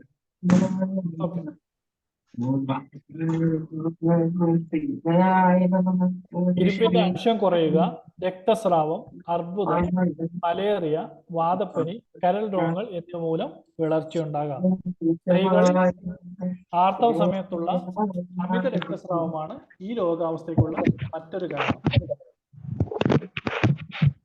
അനീമിയ എന്ന് പറഞ്ഞാൽ നോർമൽ രക്തം ഇങ്ങനെയാണ് കാണപ്പെടുന്നത്. അനീമിയ ഉള്ളതിൽ രക്താണുക്കൾ കുറവായിരിക്കും. ഒരുപാട് തരത്തിലുള്ള അനീമിയ ഉണ്ട്. പിന്നെ അനീമിയയുടെ ലക്ഷണങ്ങൾ: ഹൃദയമിടിപ്പ് കൂടുക, ത്വക്കിന്റെ എണ്ണമയം നഷ്ടപ്പെടുക, ക്ഷീണം, തളർച്ച, ശരീരം മെലിയുക, ഉത്സാഹം കുറയുക എന്നീ ലക്ഷണങ്ങളാണ് പൊതുവെ കാണപ്പെടുന്നത്. വെച്ചാൽ ഹൃദയമിടിപ്പ് കൂടുന്നു, ത്വക്കിന്റെ എണ്ണമയം നഷ്ടപ്പെടുന്നു, ക്ഷീണം ഉണ്ടാവുന്നു, തളർച്ച ഉണ്ടാവുന്നു, ശരീരം മെലിയുന്നു, ഉത്സാഹം കുറയുന്നു. പലപ്പോഴും പറഞ്ഞാൽ ക്ഷീണം, ഒന്നിനോട് താല്പര്യമില്ലായ്മ എന്നീ ലക്ഷണങ്ങളായിട്ടാണ് പലപ്പോഴും രോഗികൾ നമ്മൾ ഒ പിയിൽ കാണിക്കാൻ വരിക. പിന്നെ ഉള്ളത് ഫൈബ്രോയിഡ്സ് ആണ്. 30 മുതൽ 45 വയസ്സിനിടയ്ക്കുള്ള സ്ത്രീകളിൽ കാണപ്പെടുന്ന ഗർഭാശയ രോഗമാണ് ഫൈബ്രോയിഡ്. ഇത് പല തരത്തിലുണ്ട്. സ്ത്രീകളിൽ ഈസ്ട്രോജൻ ഹോർമോൺ എന്ന് പറഞ്ഞാൽ ഈ മുഴകളുടെ വളർച്ചയെ സഹായിക്കുന്നു. അതുകൊണ്ട് തന്നെ ആർത്തവവിരാമത്തിന് ശേഷം ഈ മുഴകൾ ചുരുങ്ങുന്നു. അതായത് ഒരു 45 വയസ്സൊക്കെ കാണുന്ന ചെറിയ ചെറിയ ഫൈബ്രോയിഡ്സ് ഒക്കെ കഴിഞ്ഞാൽ അവഗണിക്കാവുന്നതേ ഉള്ളൂ. അത്യാവശ്യം നമുക്കൊരു 3 മാസം തൊട്ട് 6 മാസം തൊട്ട് മരുന്ന് കഴിച്ചു കഴിഞ്ഞാൽ മാറുന്ന ഫൈബ്രോയിഡ്സ് ആണ്. ഇത് പലപ്പോഴും സർജറി ആവശ്യമില്ലാത്ത കേസുകളാണ്. അതുപോലെ തന്നെ ഈ ആർത്തവവിരാമത്തിന് ശേഷം ഈ ഈസ്ട്രോജൻ ഹോർമോൺസിന്റെ പ്രവർത്തനം കുറയുന്നതുകൊണ്ട് ഈ മുഴകൾ സ്വാഭാവികമായും ചുരുങ്ങാനുള്ള സാധ്യതയുണ്ട്. പിന്നെ അത് എവിടെയാണ് ഉണ്ടാകുന്നത് വെച്ചാൽ അതിനൊക്കെ കുറെ ക്ലാസിഫിക്കേഷൻ ഒക്കെ ഉണ്ട്. വളരെ ചെറുപ്പത്തിലെ ഋതുമതിയാകുന്നതിലും, അതായത് ആദ്യമേ ആർത്തവം ഉണ്ടാകുന്നതിലും, പ്രസവിക്കാത്ത സ്ത്രീകളിലും, വന്ധ്യതയുള്ളവരിലും, അമിതഭാരമുള്ളവരിലും ഫൈബ്രോയിഡിനുള്ള സാധ്യത കൂടുതലാണ്. ആർത്തവ സംബന്ധമായ പ്രശ്നങ്ങളാണ് ഗർഭാശയമുഴയുടെ പ്രധാന ലക്ഷണം. അതായത് ആർത്തവ സംബന്ധമായ പ്രശ്നങ്ങൾ ഉണ്ടെങ്കിൽ, കൗമാരത്തിലാണെങ്കിൽ നമ്മൾ PCOD ആവാം എന്ന് നമ്മൾ സംശയിക്കണം. അതുപോലെ അതിന് ശേഷമാണെങ്കിൽ പലപ്പോഴും ഫൈബ്രോയിഡ് ആയിരിക്കാൻ കാരണം. ശക്തമായ വയറുവേദന, പെട്ടെന്നുണ്ടാകുന്ന ശക്തമായ വയറുവേദനയാണ് ഈ ഫൈബ്രോയിഡ് ഉണ്ടാവാനുള്ള ഒരു ലക്ഷണം. ആർത്തവ സമയത്ത് അമിത രക്തസ്രാവം ഉണ്ടാവാം, ക്രമം തെറ്റിയ ആർത്തവം ഉണ്ടാവാം, വിളർച്ച ഉണ്ടാവാം, തുടരെയുള്ള ഗർഭം അലസലുണ്ടാവാം. പിന്നീട് വന്ധ്യതയിലേക്ക് തന്നെ ഈ ഫൈബ്രോയിഡ് നയിക്കാം. അതുകൊണ്ട് തന്നെ ചെറിയ പ്രായത്തിൽ ഉണ്ടാകുന്ന ഫൈബ്രോയിഡ് നമ്മൾ ചികിത്സിച്ച് മാറ്റേണ്ടതാണ്. അതേസമയം ഒരു 45 വയസ്സിന് ശേഷമൊക്കെ ഫൈബ്രോയിഡ്സ് കാണുന്നുണ്ടെങ്കിൽ നമുക്ക് പറഞ്ഞാൽ വളരെ ചെറുതാണെങ്കിൽ അത് അവഗണിക്കാം. അത് ആർത്തവവിരാമത്തിന് ശേഷം ചുരുങ്ങാനുള്ള സാധ്യതയുണ്ട്. എങ്കിലും നമുക്ക് മരുന്ന് കഴിച്ചുകൊണ്ട് ഇതിനൊക്കെ കൺട്രോൾ ചെയ്യാൻ പറ്റുന്നതാണ്. അതേസമയം ഇതിന്റെ രോഗലക്ഷണങ്ങൾ നമ്മൾ എപ്പോഴും ശ്രദ്ധിക്കേണ്ടതാണ്. ആർത്തവ സംബന്ധമായ എന്ത് തകരാറുണ്ടെങ്കിലും നമ്മളൊരു ഡോക്ടറെ കാണുക. സിമ്പിളായിട്ട് ഒരു USG എടുത്തു കഴിഞ്ഞാൽ സ്കാൻ ചെയ്ത് കഴിഞ്ഞാൽ കിട്ടാവുന്ന ഒരു രോഗമാണ്, നമുക്ക് ഡയഗ്നോസ് ചെയ്യാൻ പറ്റുന്ന ഒരു രോഗമാണ് ഈ ഫൈബ്രോയിഡ് എന്ന് പറയുന്നത്. പിന്നെ ഉണ്ടാകുന്നത് വെള്ളപോക്ക് എന്ന് പറയും. സ്ത്രീകളിൽ സാധാരണ കാണപ്പെടുന്ന രോഗമാണ് വെള്ളപോക്ക്. യോനി ഭാഗത്തുണ്ടാകുന്ന ചൊറിച്ചല്, പുകച്ചല്, ദുർഗന്ധം എന്നിവ ഉണ്ടാകുന്നു. ഗർഭിണിയായിരിക്കുമ്പോഴും വെള്ളപോക്ക് കൂടുതലായിരിക്കും. ശുചിത്വമില്ലായ്മ, അണുബാധ, പൂപ്പൽ ബാധ, മാനസിക സമ്മർദ്ദം, ഹോർമോൺ വ്യതിയാനം എന്നിവയും ഈ വെള്ളപോക്കിന് കാരണമാകും. അതായത് വെള്ളപോക്ക് എന്ന് പറയുന്നത് പലപ്പോഴും എന്ന് പറഞ്ഞാൽ സ്വാഭാവികമായിട്ടുണ്ടാവുന്ന വെജനൽ ഡിസ്ചാർജ് ഉണ്ട്. അത് എല്ലാ സ്ത്രീകൾക്കും ഉണ്ടാവും. അത് ആർത്തവത്തിന്റെ സമയത്ത് ഉണ്ടാവാം, അല്ലെങ്കിൽ അതിന്റെ ഇടക്കാവാം, അങ്ങനെയൊക്കെ ഉണ്ടാവാം. അതൊക്കെ നോർമലാണ്. എന്നാൽ അതേസമയം യോനിഭാഗത്ത് ചൊറിച്ചിലുണ്ടാവുക, പുകച്ചിലുണ്ടാവുക, അല്ലെങ്കിൽ ദുർഗന്ധം ഉണ്ടാവുക എന്നുണ്ടെങ്കിൽ പലപ്പോഴും അത് വെള്ളപോക്കാണ്. ലൂക്കോറിയ എന്ന് പറയും. അതിൽ നമ്മൾ പലപ്പോഴും എന്ന് വെച്ചാൽ ഒന്ന് ശുചിത്വം നമ്മൾ അതിന് വളരെ പ്രാധാന്യം ഉള്ളതാണ്. ശുചിത്വം ഉണ്ടാവണം. അതുപോലെ പലപ്പോഴും അണുബാധ ഉണ്ടാവാം, അല്ലെങ്കിൽ അത് പ്രത്യേകിച്ച് പൂപ്പൽ ബാധ കൊണ്ടൊക്കെയാണ് വെള്ളപോക്ക് കൂടുതലായിട്ട് കാണപ്പെടുന്നത്. അതുപോലെ മാനസികമായ സമ്മർദ്ദങ്ങൾ ഉണ്ടെങ്കിൽ വെള്ളപോക്ക് കൂടാം. അതുപോലെ ഹോർമോണിന്റെ വ്യതിയാനങ്ങൾ ഉണ്ടെങ്കിലും വെള്ളപോക്ക് കൂടാം. പിന്നെ മെനോപോസ് എന്ന് പറയുന്നത് സ്ത്രീകൾ നമ്മൾ പറഞ്ഞു കഴിഞ്ഞു. സ്ത്രീകൾക്ക് പറഞ്ഞാൽ അവരുടെ കൗമാരത്തിൽ തൊട്ട് അവരുടെ പ്രശ്നങ്ങൾ തുടങ്ങുകയാണ്. അതായത് ആൺകുട്ടികൾക്ക് എന്ന് പറഞ്ഞാൽ ഈ ആർത്തവ സംബന്ധമായ പ്രശ്നങ്ങളൊന്നും പുരുഷന്മാരെ ബാധിക്കുന്നില്ല. അതേസമയം സ്ത്രീകൾക്ക് എന്ന് പറഞ്ഞാൽ ഓരോ ഘട്ടത്തിലും കൗമാരത്തിൽ അവർക്ക് ആർത്തവമായിട്ട്, അതായത് ആർത്തവത്തിന്റെ ആദ്യാർത്തവത്തിന്റെ പ്രശ്നങ്ങൾ തുടങ്ങിയായി. അതായത് ആദ്യത്തെ 3 or 4 പ്രാവശ്യം ആർത്തവം വരുന്നത് ക്രമം തെറ്റിയാവാം. ആ സമയത്ത് ചിലപ്പോൾ വയറുവേദന കൂടുതലുണ്ടാവും.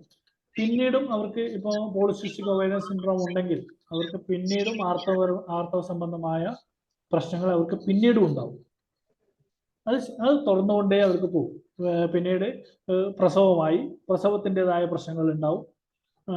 ഗർഭിണിയായിരിക്കുമ്പോൾ ഉണ്ടാകുന്ന പ്രശ്നങ്ങൾ, പ്രസവത്തിന്റെ പ്രശ്നങ്ങൾ, പിന്നീടാണ് അവർക്ക് ആർത്തവവിരാമവും അവർക്ക് ഒരുപാട് പ്രശ്നങ്ങൾ ഉണ്ടാക്കുന്നുണ്ട്. ശാരീരികവും മാനസികവുമായ ഒരുപാട് പ്രശ്നങ്ങളിലൂടെയാണ് ഈ ആർത്തവവിരാമം കടന്നു പോകുന്നത്. അപ്പൊ ഇതൊക്കെ സ്ത്രീകളുടെ പ്രശ്നങ്ങൾ പറയുമ്പോൾ നമ്മൾ എടുത്തു പറയേണ്ടതാണ്.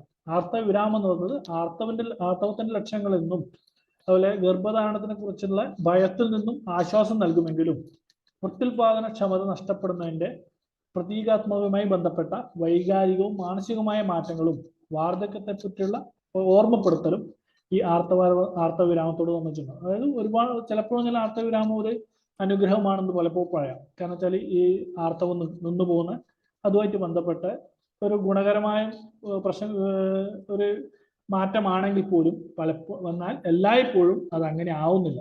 കാരണം മാനസികമായ ഒരുപാട് പ്രശ്നങ്ങൾ ഉണ്ടാവും. അതുപോലെ ആർത്തവവിരാമത്തെ കുറിച്ച് ഞാൻ വയസ്സായി എന്ന ഒരു ബോധം സ്ത്രീകളിലുണ്ടാവും. അതുകൊണ്ട് തന്നെ ഈ ആർത്തവവിരാമം നമ്മൾ ഈ മറ്റുള്ള എല്ലാ വിഷയങ്ങളും പോലെ തന്നെ നമ്മളത് കണക്കിലെടുക്കേണ്ടതാണ്. അപ്പൊ പലപ്പോഴും എന്ന് പറഞ്ഞാൽ ഈ ആർത്തവവിരാമം നേരത്തെ വരും.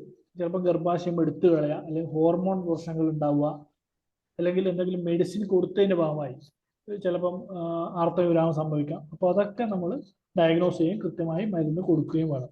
അപ്പൊ ഈ ആർത്തവവിരാമത്തിന്റെ ഒരുപാട് ലക്ഷണങ്ങളുണ്ട്. പലപ്പോഴും പെട്ടെന്ന് ശരീരം ചൂടാവുക, പെട്ടെന്ന് വേർക്കുക, അതുപോലെ മുടി നേരിയതാവുക, അല്ലെങ്കിൽ കൊഴിഞ്ഞു പോവുക, പല്ലുകൾ ലൂസാവുക, പല്ലുകൾ കൊഴിഞ്ഞു പോവുക, അല്ലെങ്കിൽ പല്ലുകൾ ഇളകുക, അതുപോലെ നമ്മൾ തൊലി, അതായത് ഈ ഈസ്ട്രോജന്റെയും ഹോർമോൺസിന്റെ ഒക്കെ പ്രൊട്ടക്ഷൻ അവർക്ക് ഉണ്ടാകുന്ന ഈ പ്രൊട്ടക്ഷൻ കംപ്ലീറ്റ് അവർക്ക് നഷ്ടപ്പെട്ടുകൊണ്ടിരിക്കുകയാണ്. അതുപോലെ തന്നെ തൊലി വരളുക, ചുളിയുക, അതുപോലെ പറഞ്ഞാല് ബ്രസ്റ്റുകൾ ലൂസാവുക, ഫ്ലാറ്റൻ ചെയ്യുക. പിന്നെ അതുപോലെ തന്നെ അവർക്ക് ഹൃദയ സംബന്ധമായ പ്രശ്നങ്ങളൊക്കെ ഈ ആർത്തവവിരാമത്തോടനുബന്ധിച്ച് അവർക്ക് കൂടുതൽ റിസ്കിലേക്ക് പോവുകയാണ് ചെയ്യുന്നത്. അതുപോലെ നടുവേദന ഉണ്ടാവാം, വയറുവേദന ഉണ്ടാവുക, അതുപോലെ തന്നെ മസിൽ ടോണുകൾ, അതായത് മൊത്തം പേശി ഒന്ന് ലൂസാവും. അതുപോലെ ഒരുപാട് പ്രശ്നങ്ങൾ, അതുപോലെ വെച്ചാൽ എല്ലിന്റെ പ്രശ്നങ്ങൾ ഉണ്ടാവും. അതായത് നമ്മൾ പറയുന്നുണ്ട് എല്ലിനുണ്ടായിരുന്ന പ്രശ്നങ്ങൾ, അതുപോലെ വജൈനൽ ഡ്രൈനസ് ഉണ്ടാവും, ഇച്ചിങ് ഉണ്ടാവും, തുടങ്ങി ഒരുപാട് പ്രശ്നങ്ങളിലൂടെ, അതായത് നമ്മൾ ഈ ആർത്തവത്തിന്റെ പ്രശ്നങ്ങൾ പറയുമ്പോൾ പോലെ തന്നെ നമ്മൾ അഡ്രസ്സ് ചെയ്യേണ്ട ഒരു വിഷയമാണ് ഈ ആർത്തവ വിരാമം എന്ന് പറയുന്നത്. ചിലവർക്കൊക്കെ അത് നോർമൽ പ്രോസസ്സായിട്ട് പോകും, എന്നാൽ പോലും വലിയൊരു വിഭാഗത്തിന് ഇതൊരു വേദനാജനകമായ ഒരു അവസ്ഥയിലേക്ക് പോവാറുണ്ട്. പിന്നെ ഹൃദയ സംബന്ധമായ പ്രശ്നങ്ങളാണ്. നമ്മൾ പറഞ്ഞു കഴിഞ്ഞു, ആർത്തവിരാമത്തോടു കൂടി സ്ത്രീകൾക്ക് ഉണ്ടാവുന്ന, അതായത് ഹൃദയത്തിന് കിട്ടുന്ന പ്രൊട്ടക്ഷൻ, ഹോർമോൺസിന്റെ പ്രൊട്ടക്ഷൻ കൂടി നഷ്ടപ്പെടുന്നുണ്ട്. അവർക്ക് എല്ലിനും ഹൃദയത്തിനും കിട്ടുന്ന പ്രൊട്ടക്ഷൻ നഷ്ടപ്പെടുന്നുണ്ട്. അതുകൊണ്ട് തന്നെ ലോകമെമ്പാടുമുള്ള സ്ത്രീകൾക്കിടയിലെ മരണകാരണം 35% ഹൃദയ സംബന്ധമായ അസുഖമാണ്. പുരുഷന്മാരുടെ, അതായത് ചെറിയ പ്രായത്തിൽ ശരിക്കും പുരുഷന്മാർക്കാണ് ഹൃദയ സംബന്ധമായ പ്രശ്നങ്ങൾ ഉണ്ടാകുന്നത്. എന്നാൽ 80 വയസ്സിന് ശേഷം സ്ത്രീകൾക്ക് സ്ട്രോക്ക് ഉണ്ടാകുന്നത്, 80 വയസ്സിന് ശേഷം സ്ത്രീകൾക്കാണ് കൂടുതലായി ഹൃദയ സംബന്ധമായ പ്രശ്നങ്ങൾ കാണുന്നത്. അതായത് 80 വയസ്സിന് താഴെയാണെങ്കിൽ പുരുഷന്മാർക്കായിരിക്കും കൂടുതൽ ഹൃദയ സംബന്ധമായ പ്രശ്നങ്ങൾ കാണുന്നത്. എന്നാൽ 80 വയസ്സിന് ശേഷം സ്ത്രീകൾക്കാണ് കൂടുതലായിട്ടും ഹൃദയ സംബന്ധമായ പ്രശ്നങ്ങൾ കാണുന്നത്. മൊത്തത്തിൽ സ്ത്രീകൾക്ക് സ്ട്രോക്ക് വരാനുള്ള സാധ്യതയും പുരുഷന്മാർക്ക് കൂടുതലാണ്. പ്രമേഹമുള്ളവർ, അതുപോലെ പുകവലിക്കാരൊക്കെ ആണെങ്കിൽ വീണ്ടും കൂടും. സ്ത്രീകൾക്ക് വീണ്ടും ഹൃദയ സംബന്ധമായ പ്രശ്നങ്ങൾ വരാനുള്ള സാധ്യത കൂടുതലാണ്. പിന്നെയുള്ളതാണ് ക്യാൻസർ. സ്ത്രീകളെ ബാധിക്കുന്ന മറ്റൊരു, സ്ത്രീകളെയും പുരുഷന്മാരെ എല്ലാവരും ബാധിക്കുന്നതാണെങ്കിൽ പോലും സ്ത്രീകൾക്ക് മാത്രമായിട്ടും ചില അവയവങ്ങളിൽ ക്യാൻസറുകൾ കൂടുതലാണ്. പ്രത്യേകിച്ചും കാരണം ഗർഭാശയവുമായി ബന്ധപ്പെട്ട, പുരുഷന്മാർക്ക് പ്രോസ്റ്റേറ്റുമായി ബന്ധപ്പെട്ട ക്യാൻസറുകളാണെങ്കിൽ സ്ത്രീകൾക്ക് ഗർഭാശയവുമായി ബന്ധപ്പെട്ട ക്യാൻസറുകൾ കൂടുതലായിട്ട് കാണപ്പെടുന്നുണ്ട്. ഈ ക്യാൻസർ ബാധിച്ച് മരിക്കാനുള്ള സാധ്യത സ്ത്രീകൾക്കും പുരുഷന്മാർക്കും ഏകദേശം തുല്യമാണ്. അതായത് സ്ത്രീകൾക്കും പുരുഷന്മാർക്കും ക്യാൻസർ വരാനുള്ളതും അല്ലെങ്കിൽ അത് വെച്ച് മരിക്കാനുള്ള സാധ്യത ഏകദേശം തുല്യമാണ് കാണുന്നത്. സ്ത്രീകളിൽ ഏറ്റവും സാധാരണമായ ക്യാൻസറുകൾ 3 തരം ക്യാൻസറുകളാണ്. 1 സ്തന ക്യാൻസർ, 2 ശ്വാസകോശ ക്യാൻസർ, 3 വൻകുടൽ ക്യാൻസറുകളാണ്. അതിനുശേഷം സ്ത്രീകൾക്ക് മാത്രമായി കാണുന്ന ക്യാൻസറുകളാണ് അണ്ഡാശയ ക്യാൻസറും ഗർഭാശയ ക്യാൻസറും. ഗർഭാശയ ക്യാൻസറിന് എൻഡോമെട്രിയൽ ആവാം അല്ലെങ്കിൽ സെർവിക്കൽ ആവാം. ക്യാൻസറുകൾ സ്ത്രീകളെ പ്രത്യേകമായും ബാധിക്കുന്ന മറ്റു തരത്തിലുള്ള ക്യാൻസറുകളാണ്. ഇതിൽ തന്നെ സ്തനാർബുദം എന്ന് പറഞ്ഞാൽ സ്ത്രീകളിൽ ഏറ്റവും സാധാരണമായ ക്യാൻസറാണ്. ആഗോളതലത്തിൽ ഇത് എല്ലാ അർബുദങ്ങളുടെയും 25% വരും. കാരണം സ്ത്രീകളെ ബാധിക്കുന്ന ഏറ്റവും പ്രധാനപ്പെട്ട ഒരു ക്യാൻസറിൽ ഒന്നാണ് സ്തനാർബുദം എന്ന് പറയുന്നത്. അപ്പൊ ഇത് എന്ന് വെച്ചാൽ നമുക്ക് നേരത്തെ കണ്ടെത്താൻ പറ്റും. അതുപോലെ ബ്രസ്റ്റിന് വേദന ഉണ്ടാവുക, മുഴകൾ ഉണ്ടാവുക, അല്ലെങ്കിൽ അതിൽ നിന്ന് ബ്ലഡ് വരാം, അല്ലെങ്കിൽ പാൽ വരാം, അങ്ങനെയൊക്കെ വരുന്നുണ്ട്. അതായത് ഒരു ക്രമം തെറ്റി നമ്മളെ സ്തനത്തിന് ഉണ്ടാകുന്ന എല്ലാ പ്രശ്നങ്ങളും നമ്മൾ അഡ്രസ്സ് ചെയ്യുകയും അത് ഒരു ക്യാൻസറിലേക്ക് നയിക്കുന്നുണ്ടോ എന്ന് നമ്മൾ ആദ്യമേ തന്നെ നമ്മൾ പരിശോധന നടത്തുകയും അതിനുള്ള ട്രീറ്റ്മെന്റ് നടത്തുകയും വേണം. അത് വളരെ സിമ്പിളായിട്ട് തന്നെ അവർക്ക് തന്നെ ബ്രസ്റ്റ് എക്സാമിൻ ചെയ്തുകൊണ്ട് മനസ്സിലാക്കാം. അതുപോലെ തന്നെ മാമോഗ്രാഫി ടെസ്റ്റുകൾ ചെയ്തുകൊണ്ട് നമുക്കത് വളരെ പെട്ടെന്ന് തന്നെ കണ്ടെത്താൻ പറ്റും. പിന്നെ ഉള്ളതാണ് സെർവിക്കൽ ക്യാൻസർ. സെർവിക്കൽ ക്യാൻസർ എന്ന് പറഞ്ഞാൽ കേരളത്തിലാണെങ്കിൽ സ്ത്രീകളിൽ കണ്ടുവരുന്ന ക്യാൻസറുകളിൽ 4ാം സ്ഥാനത്താണ് ഗർഭാശയ ഗള ക്യാൻസർ. ആരംഭത്തിലെ തിരിച്ചറിയുകയും ശരിയായ രീതിയിൽ ചികിത്സിക്കുകയും ചെയ്താൽ പൂർണ്ണമായും സുഖപ്പെടുത്താവുന്ന ഒരു രോഗമാണ് ഈ ഗർഭാശയ ക്യാൻസർ എന്ന് പറയുന്നത്. സെർവിക്കൽ ക്യാൻസർ എന്ന് പറയും. അതിന്റെ ചിത്രം ഇവിടെ കൊടുത്തിട്ടുണ്ട്, നിങ്ങൾക്ക് കാണാൻ പറ്റും. ഇത് ആദ്യമേ തന്നെ നമ്മൾ തിരിച്ചറിഞ്ഞു കഴിഞ്ഞാൽ കൃത്യമായിട്ട് നമുക്ക് ട്രീറ്റ് ചെയ്ത് മാറ്റാവുന്ന ഒരു അസുഖമാണ് cervical cancer. Human papilloma virus മൂലമുണ്ടാകുന്ന അണുബാധയാണ് ഗർഭാശയ ഗള ക്യാൻസറിന്റെ പ്രധാന കാരണം. അത് ഹ്യൂമൻ പാപ്പിലോമ വൈറസ് എന്ന ഒരു വൈറസ് ഉണ്ടാക്കുന്ന അണുബാധയാണ് ഈ ഗർഭാശയ ഗള ക്യാൻസറിന്റെ പ്രധാന കാരണമായിട്ട് കണക്കാക്കുന്നത്. പിന്നെ അതേപോലെ തന്നെ മറ്റു കാരണങ്ങളുണ്ട്. സെർവിക്കൽ ക്യാൻസറിന്റെ ചിത്രം കാണാൻ പറ്റും. ലൈംഗിക ശുചിത്വമില്ലായ്മ, അടുപ്പിച്ചുള്ള പ്രസവം എന്നിവ ഇതിന് മറ്റു കാരണങ്ങളാണ്. ക്യാൻസറിന്റെ 1ാമത്തെയും 2ാമത്തെയും ഘട്ടങ്ങളിൽ പലപ്പോഴും എന്താണെന്ന് പറഞ്ഞാൽ ഈ സെർവിക്കൽ ക്യാൻസറിന് രോഗലക്ഷണങ്ങൾ പ്രകടമാവില്ല. രോഗം ഗർഭാശയമുഖത്തു നിന്നും സമീപമുള്ള ശരീരകലകളിലേക്ക് വ്യാപിക്കുമ്പോൾ രക്തസ്രാവമാണ്. അപ്പോൾ മാത്രമേ നമ്മൾ പലപ്പോഴും ഇതിനെ കണ്ടെത്തുന്നുള്ളൂ. അതായത് അതുകൊണ്ടെങ്കിൽ ഇത് ശരിക്കും ആദ്യഘട്ടത്തിൽ തന്നെ തിരിച്ചറിയുകയാണെങ്കിൽ പൂർണ്ണമായും മാറ്റാമെങ്കിലും നമുക്ക് ആദ്യഘട്ടത്തിൽ ഇത് പലപ്പോഴും കണ്ടെത്താൻ കഴിയുന്നില്ല എന്നുള്ളതാണ്. പലപ്പോഴും ഈ ആർത്തവത്തിന്റെ ഇടക്ക് ഉണ്ടാവുന്ന രക്തസ്രാവം പലപ്പോഴും ഈ സെർവിക്കൽ ക്യാൻസറിന്റെ അല്ലെങ്കിൽ അതായത് ക്രമം തെറ്റിയുള്ള, നമ്മൾ പലപ്പോഴും എന്താണ് വിചാരിക്കുക കഴിഞ്ഞാൽ ക്രമം തെറ്റിയുള്ള ആർത്തവമായിട്ടൊക്കെ ചിലപ്പോഴും കാണും. പക്ഷെ അതായിരിക്കണമെന്നില്ല. ചിലപ്പോൾ ഗർഭാശയ ക്യാൻസറിന്റെ ക്യാൻസറിന്റെ ഒരു ലക്ഷണമായിരിക്കാം. ഈ രക്തസ്രാവം കാണുമ്പോഴൊക്കെ നമ്മൾ ആദ്യമേ തന്നെ ഏറ്റവും പെട്ടെന്ന് തന്നെ തിരിച്ചറിഞ്ഞു കഴിഞ്ഞാൽ പൂർണ്ണമായും നമുക്ക് ഇതൊക്കെ ട്രീറ്റ് ചെയ്യാവുന്നതാണ്. അതുപോലെ തന്നെ ഇതിന്റെ ലക്ഷണങ്ങൾ നമ്മൾ നേരത്തെ പറഞ്ഞു കഴിഞ്ഞു. ആർത്തവിരാമത്തിന് ശേഷവും നിലനിൽക്കുന്ന രക്തസ്രാവം അതിന്റെ ഒരു പ്രധാനപ്പെട്ട ഒരു ലക്ഷണം നമ്മൾ പറഞ്ഞു കഴിഞ്ഞു. അത് പലപ്പോഴും നമ്മൾ മെൻസസ് ആണെന്ന് വിചാരിക്കുക. അതായത് ആർത്തവിരാമത്തിന് ശേഷവും നമ്മൾ ആർത്തവം നിന്നിട്ടില്ല എന്നായിരിക്കും പലപ്പോഴും കരുതുന്നുണ്ടാവാം. പക്ഷെ അത് ചിലപ്പോൾ ഇതിന്റെ ലക്ഷണമാവാം. പിന്നെ രക്തം കലർന്ന വെള്ളമൂക്ക് ഉണ്ടാവാം. അതുപോലെ സംഭോഗത്തിന് ശേഷം രക്തസ്രാവം ഉണ്ടാവുക എന്നിവയൊക്കെ ഈ രോഗത്തിന്റെ തുടക്കത്തിൽ കാണപ്പെടുന്നു. പാപ്പ് സ്മിയർ പോലുള്ള ലഘു പരിശോധനകൾ വഴി ഗർഭാശയ ക്യാൻസർ മുൻകൂട്ടി കണ്ടുപിടിക്കാൻ സാധിക്കും. അതായത് ആർത്തവിരാമത്തിന് ശേഷവും നിലനിൽക്കുന്ന രക്തസ്രാവം ഉണ്ടാവുക, അതുപോലെ രക്തം കലർന്ന വെള്ളപോക്ക്, അതുപോലെ സംഭവത്തിന് ശേഷം രക്തസ്രാവം എന്നിവ ഈ രോഗത്തിന്റെ തുടക്കത്തിൽ കാണപ്പെടുന്നു. അപ്പോൾ പ്രായമാവുമ്പോൾ സ്ത്രീകളിൽ ഇത്തരം ലക്ഷണങ്ങൾ കാണുന്നുണ്ടെങ്കിൽ നിർബന്ധമായും നമ്മൾ പാപ്പ് സ്മിയർ പോലുള്ള ലഘു പരിശോധനകൾ വഴി നമുക്കിത് കണ്ടെത്താൻ കഴിയും. നമ്മൾ ഡോക്ടറെ കാണുക എന്നുള്ളതാണ് ഏറ്റവും പ്രധാനം. പിന്നെ അണ്ഡാശയ അർബുദം, അത് ആഗോളതലത്തിൽ ഏറ്റവും സാധാരണമായ 8ാമത്തെ ക്യാൻസറാണ് അണ്ഡാശയ അർബുദം. ആദ്യഘട്ടത്തിൽ തന്നെ രോഗലക്ഷണങ്ങൾ ഇല്ലാത്തതിനാലും ഫലപ്രദമായ ഒരു പരിശോധന പരിപാടി ഇല്ലാത്തതിനാലും 50% സ്ത്രീകൾക്ക് രോഗനിർണയം നടത്തുമ്പോഴേക്കും സ്റ്റേജ് 3 ആയിട്ടുണ്ടാകും. അതായത് ഈ അണ്ഡാശയ അർബുദം വളരെ പ്രധാനപ്പെട്ട ഒരു ക്യാൻസറാണിത്. അതായത് ഏകദേശം 8ാം ഘട്ടത്തിലാണ്, 8ാമത്തെ ക്യാൻസറാണ്. ഏറ്റവും കൂടുതലായി കാണപ്പെടുന്ന ക്യാൻസറുകളിൽ 8ാമത്തെ ക്യാൻസറാണ് അണ്ഡാശയ അർബുദം. എന്നാൽ ഇതിന്റെ ഒരു പ്രത്യേകത എന്ന് പറയുന്നത് ആദ്യഘട്ടത്തിൽ യാതൊരു രോഗലക്ഷണങ്ങളും ഇത് കാണിക്കുന്നില്ല. അതെന്ന് വെച്ചാൽ ഇത് വളരെ ഉള്ളിലുള്ള ഒരു അവയവമാണ്. അതേപോലെ തന്നെ അതിന്റെ ലക്ഷണങ്ങളും വളരെ കുറവാണ്. അതുകൊണ്ട് തന്നെ നമ്മൾ പലപ്പോഴും വേറെന്തെങ്കിലും രോഗങ്ങളായിട്ട് സ്കാൻ ചെയ്യുമ്പോഴൊക്കെ ആയിരിക്കും പലപ്പോഴും കാണുന്നുണ്ടാവുക.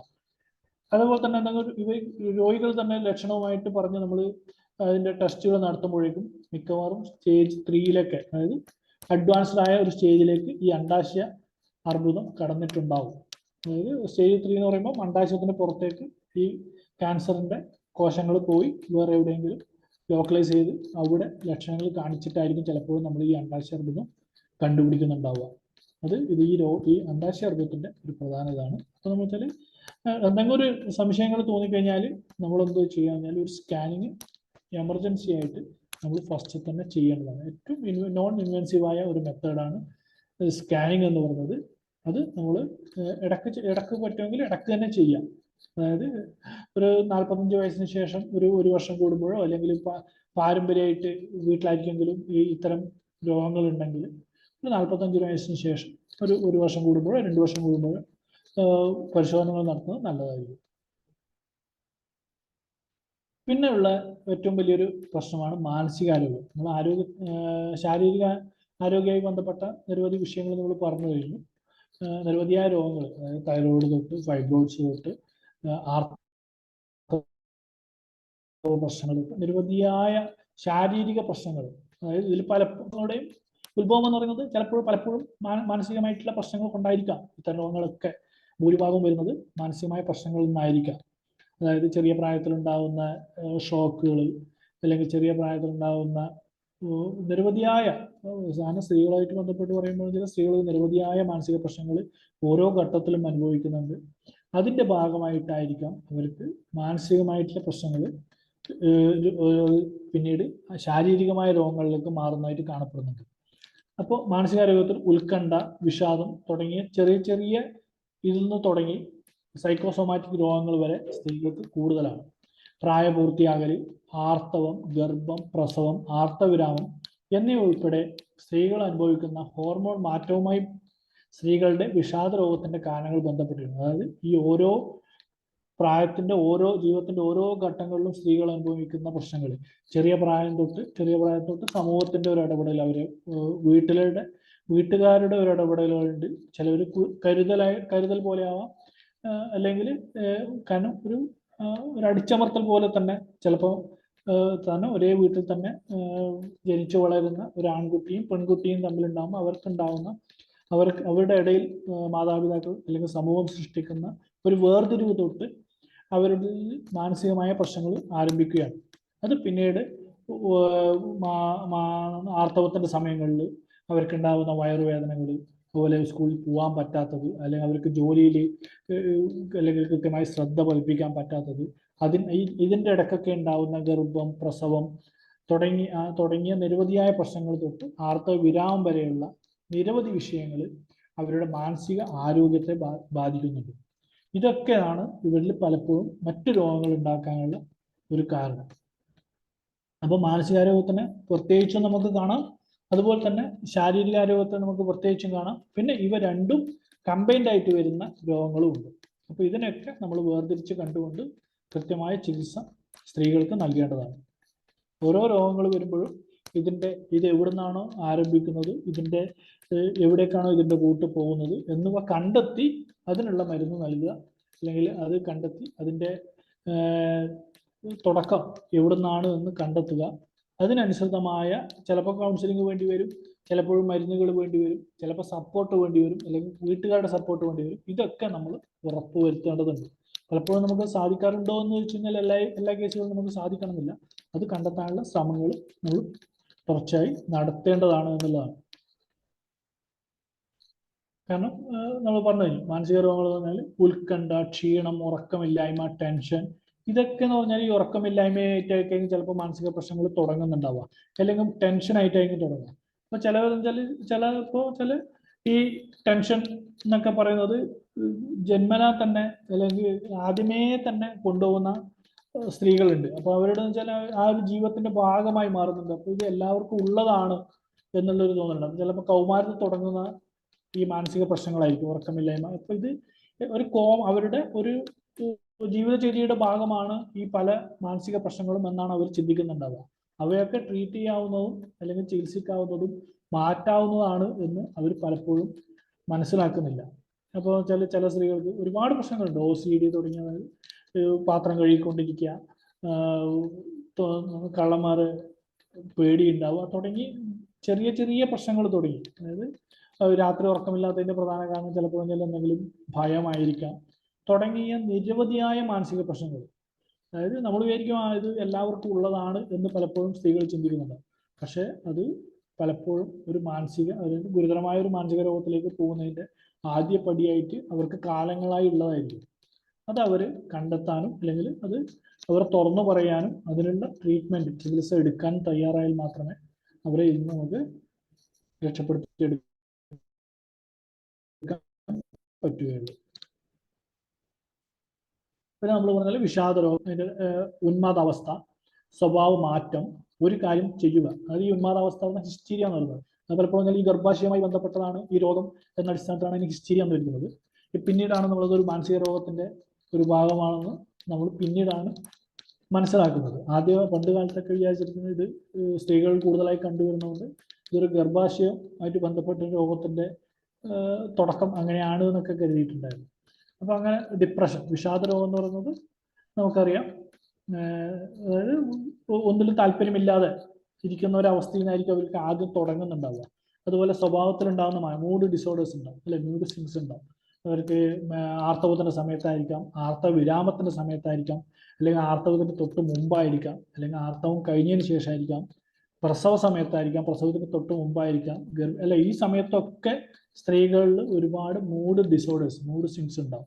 സ്വഭാവത്തിൽ ഒരുപാട് നമ്മൾ നേരത്തെ കണ്ട ഒരാളായിരിക്കില്ല പിന്നീട് ചിലപ്പോൾ കാണുന്നത്. പെട്ടെന്ന് ദേഷ്യം വരിക, ചിലപ്പോൾ ഭയം ഉണ്ടാവുക, അല്ലെങ്കിൽ ഒറ്റപ്പെടുക, അല്ലെങ്കിൽ ഒന്നിനോടും പ്രതികരിക്കാത്ത ഒരാൾ ചിലപ്പോൾ ഒരു ദിവസം തൊട്ട് എല്ലാത്തിനോടും പ്രതികരിക്കാൻ തുടങ്ങുക. ഇതൊക്കെ തുടങ്ങിയ നിരവധിയായ വിഷയങ്ങൾ ഈ മാനസികപരമായിട്ട് ബന്ധപ്പെട്ടിട്ട് കാണാനുണ്ട്.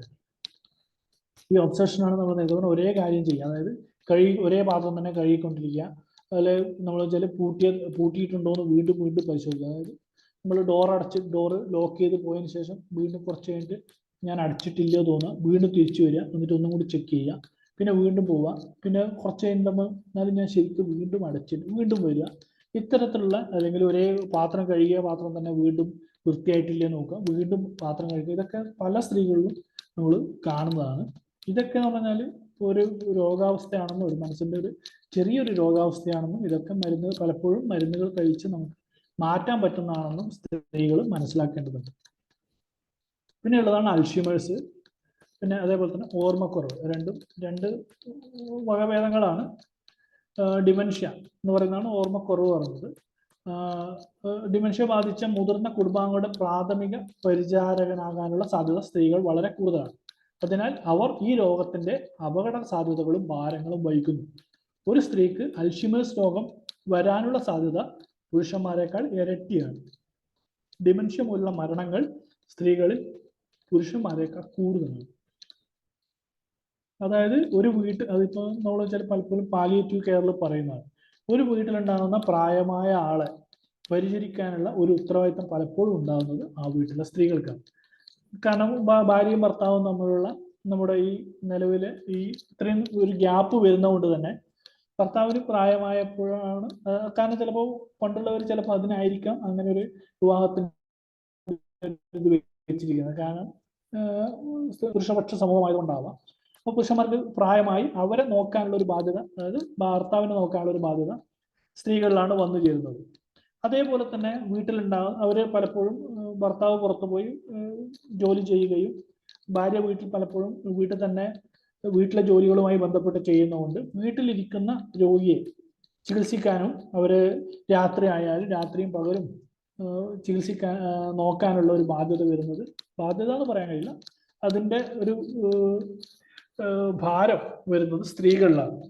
അതുകൊണ്ട് തന്നെ അവർക്ക് ഈ ഇത്തരം രോഗികളുമായിട്ട് ഇടപെടുമ്പോൾ അവർക്ക് പലപ്പോഴും ഈ രോഗത്തിന്റെ ഇതേ രോഗത്തിലേക്ക് തന്നെ ഈ സ്ത്രീകളും പോകും. അതേപോലെ തന്നെ താൻ പരിചരിച്ചു കൊണ്ടിരിക്കുന്ന ഭർത്താവായാലും അല്ലെങ്കിൽ അച്ഛനായാലും അമ്മയായാലും അല്ലെങ്കിൽ ഭർത്താവിന്റെ അച്ഛനായാലും അമ്മയായാലും മരണപ്പെടുമ്പോഴും ഇതുണ്ടാക്കുന്ന ആഘാതം ഏറ്റവും കൂടുതൽ ഉണ്ടാക്കുന്നത് ആ സ്ത്രീകളിലായിരിക്കും.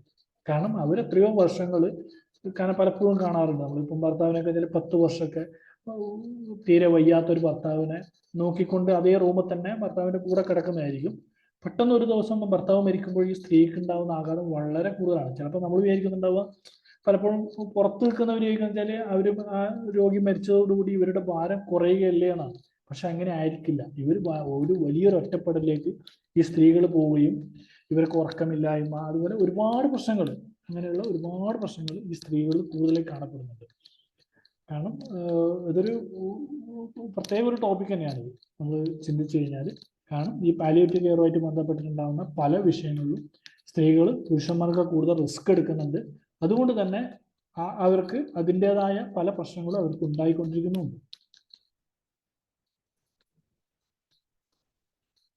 പിന്നെ അതുപോലെ തന്നെ മദ്യപാനശീലം, അതതിൻ്റെ ഒരു ആൽക്കഹോളിസം എന്ന് പറഞ്ഞാൽ പുരുഷന്മാർ സ്ത്രീകൾക്കുള്ളുണ്ട് എങ്കിലും സ്ത്രീകൾ ഉണ്ടാകുമ്പോൾ അതിൻ്റെ പ്രശ്നം പറഞ്ഞാൽ കുട്ടികളെ ബാധിക്കുന്ന ഒരു വിഷയം കൂടുതലുണ്ട്. അതുപോലെ പിന്നെയുള്ളത് ചെന്നിക്കുത്തും. അതൊരു മാനസിക രോഗമൊന്നും പറയാൻ കഴിയില്ലെങ്കിൽ പോലും ചെന്നിക്കുത്തും സ്ത്രീകൾ വളരെ കൂടുതലായിട്ട് കാണപ്പെടുന്നുണ്ട്. പലപ്പോഴും എന്ന് പറഞ്ഞാൽ ടെൻഷനായിട്ട് ബന്ധപ്പെട്ടിട്ടൊക്കെ ആയിരിക്കും പലപ്പോഴും സ്ത്രീകൾക്ക് കൂടുതലായി കാണപ്പെടുന്നത്. ചെന്നിക്കുത്ത് എന്ന് പറയുന്നത് നമുക്ക് ഉണ്ടാവുന്നത് അതിനൊരു പാറ്റേൺ ഉണ്ടാവും. അത് വരുന്നതിനൊരു വെച്ചാൽ ഓരോരുത്തർക്കും വരുന്നതിന് ഓരോ പാറ്റേൺ ഉണ്ടാവും. ചിലപ്പോൾ ചില ഭാഗങ്ങളിലായിരിക്കും വരിക. ചിലപ്പോൾ പറഞ്ഞാൽ കാരണങ്ങൾ, ഓരോരുത്തർക്കും വരുന്ന കാരണങ്ങൾ അതിനൊരു പ്രത്യേകത ഉണ്ടാവും.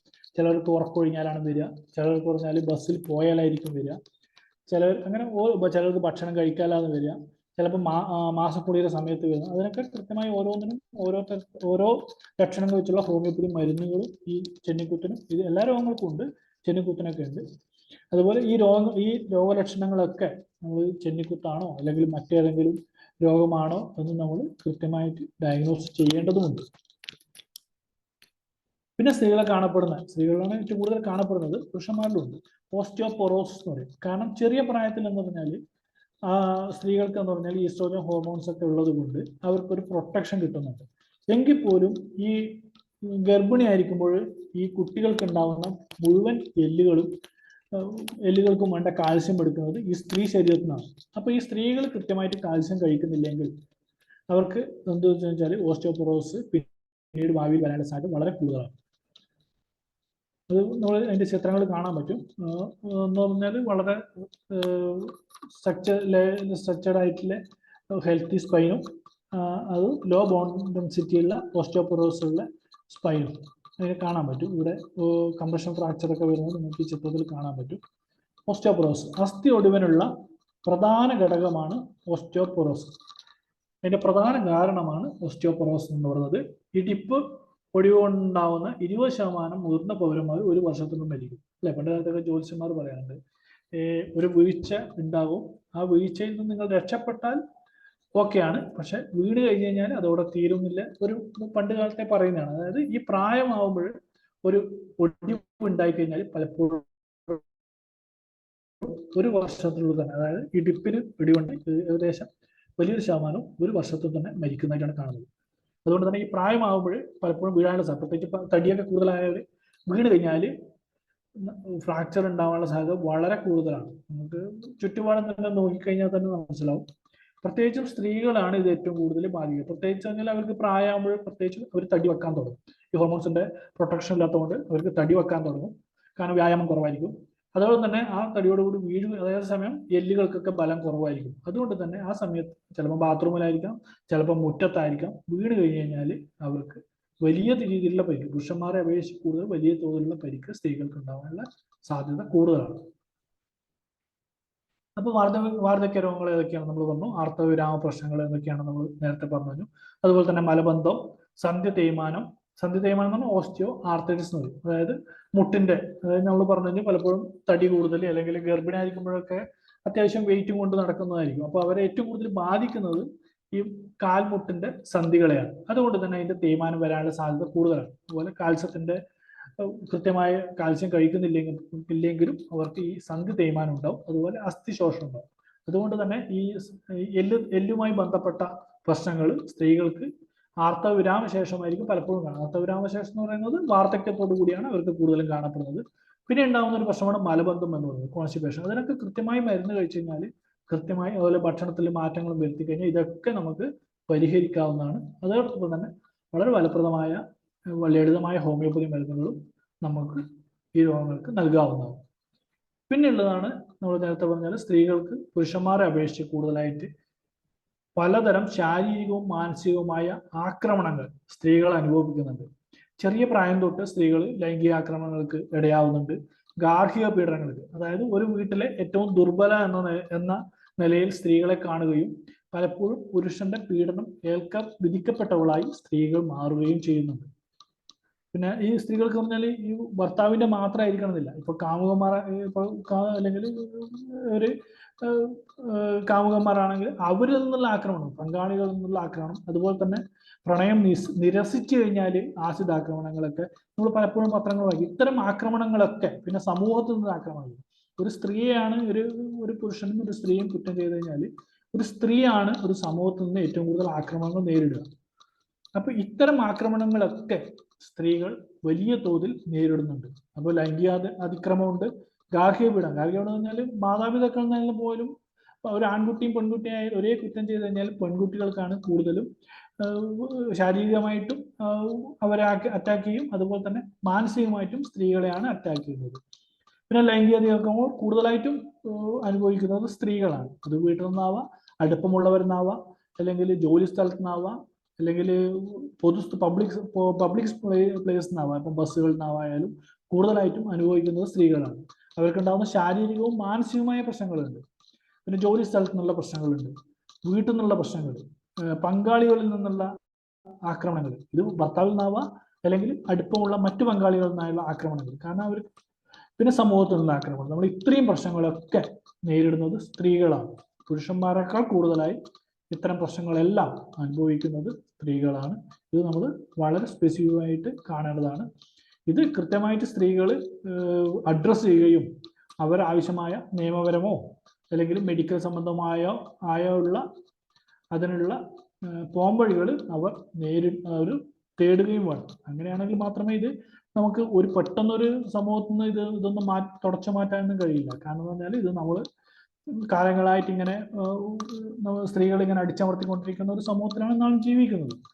ഒരു പുരുഷ മേധാവിത്വം ഉള്ള ഒരു സമൂഹത്തിൽ തന്നെയാണ് നാം ജീവിക്കുന്നത്. അപ്പൊ ഇത് 1 or 2 തലമുറ കൊണ്ട് നമുക്ക് ഇത് മാറ്റിയെടുക്കാൻ കഴിയും എന്നുള്ളതാണ് നമുക്ക് ഇതിനെക്കുറിച്ച് പറയാനുള്ളത്. അതുപോലെ ശക്തമായ നിയമങ്ങളുണ്ട്, അതിനെ കൃത്യമായിട്ട് നമ്മൾ അഡ്രസ് ചെയ്യേണ്ടതാണ് എന്നുള്ളതാണ് ഈ വിഷയത്തിൽ പറയാനുള്ളത്. അതുപോലെ ഉദരരോഗങ്ങൾ, സ്ത്രീകളും പുരുഷന്മാർക്കും ഈ പ്രശ്നങ്ങളൊക്കെ ഉണ്ട്. ഇത് നമ്മൾ സ്ത്രീ വിഷയങ്ങൾ എന്ന് പറയുന്നതുകൊണ്ടാണ് നമ്മൾ ഇതിനെ ആ രീതിയിൽ കാണുന്നത്. കരൾ രോഗങ്ങൾ, വിശപ്പില്ലായ്മ, അൾസർ, മലബന്ധം, തുടങ്ങി നിരവധിയായ കരളരോഗങ്ങൾ, നമ്മൾ ഉദരരോഗങ്ങളുണ്ട്. ഇത് നമ്മൾ കോമൺ ആയിട്ടുള്ള കുറച്ച് കാര്യങ്ങൾ പറഞ്ഞു തന്നേ ഉള്ളൂ. ഇതിനൊക്കെ നിങ്ങൾക്ക് ഹോമിയോപ്പതിയിൽ മരുന്നുകൾ ഉണ്ട് എന്നുള്ളതാണ്. അത് വളരെ എന്ന് വെച്ചാൽ മലബന്ധമൊക്കെ പറഞ്ഞാൽ മറ്റ് പേറ്റന്റ് മെഡിസിനൊക്കെ വാങ്ങിയിട്ട് ഉപയോഗിച്ച് 4, 5, 10 വർഷമൊക്കെ ഉപയോഗിക്കുന്ന ആൾക്കാരുണ്ട്. അതിനൊക്കെ കൃത്യമായിട്ടൊരു 3 or 6 മാസം മരുന്ന് കഴിച്ചാൽ മാറുന്ന അസുഖങ്ങളാണ്. അതുപോലെ അസിഡിറ്റി എന്ന് പറയുന്നത്, വായുവിന്റെ ശല്യം എന്നൊക്കെ പറഞ്ഞാൽ പലപ്പോഴും ഒരു അൾസറിന്റെ തുടക്കമായിരിക്കാം, അല്ലെങ്കിൽ അൾസർ വയറ്റിലുള്ളതായിരിക്കാം. അതൊക്കെ നമ്മൾ കൃത്യമായി മരുന്ന് കഴിച്ച് മാറ്റുന്നതാണ്. അല്ലാണ്ട് വായുവാണെന്ന് പറഞ്ഞിട്ട് ഈ രോഗം വളരെ സീരിയസ് ആക്കിയിട്ട് കൊണ്ടുപോകുന്ന സ്ത്രീകളുണ്ട്, പുരുഷന്മാരുണ്ട്. എന്നാൽ പോലും പുരുഷന്മാരെ അപേക്ഷിച്ച് സ്ത്രീകൾ എന്താണെന്ന് വെച്ചാൽ, പുരുഷന്മാർക്ക് പറഞ്ഞാൽ പലപ്പോഴും രോഗങ്ങളുണ്ടെങ്കിൽ അവർ പെട്ടെന്ന് തന്നെ ഡോക്ടറെ കാണും, അതുപോലെ അതിനുള്ള ഒരു ട്രീറ്റ്മെന്റ് എടുക്കും. അവർ കൃത്യമായി തുടരുന്നുണ്ടോ ഇല്ലല്ല, അവർക്ക് ട്രീറ്റ്മെന്റ് എടുക്കുകയും അവർ അഡ്രസ് ചെയ്യുകയും ചെയ്യുന്നുണ്ട്. അതേസമയം സ്ത്രീകൾ പറഞ്ഞാൽ ഒരു രോഗം വന്നു കഴിഞ്ഞാൽ അവർ ഒരു വീട്ടിൽ ഏറ്റവും അവസാനം ഒരു 4 പേർക്ക് അസുഖം വന്നു കഴിഞ്ഞാൽ ഏറ്റവും അവസാനം ഡോക്ടറെ കാണുന്നത് ആ വീട്ടിലെ സ്ത്രീ ആയിരിക്കും. അതേപോലെ തന്നെ കൃത്യമായി മരുന്ന് കഴിക്കാത്തതും അവരായിരിക്കും. കാരണം അവർ നമ്മൾ നേരത്തെ പറഞ്ഞ പോലെ തന്നെ പ്രഭാത ഭക്ഷണം അവർ സ്കിപ്പ് ചെയ്യും. അതുകൊണ്ട് തന്നെ രാവിലത്തെ മരുന്ന് ഭക്ഷണശേഷം കഴിക്കേണ്ട അവർ കഴിക്കുന്നത് പലപ്പോഴും 11 മണിക്കോ 12 മണിക്കായിരിക്കും.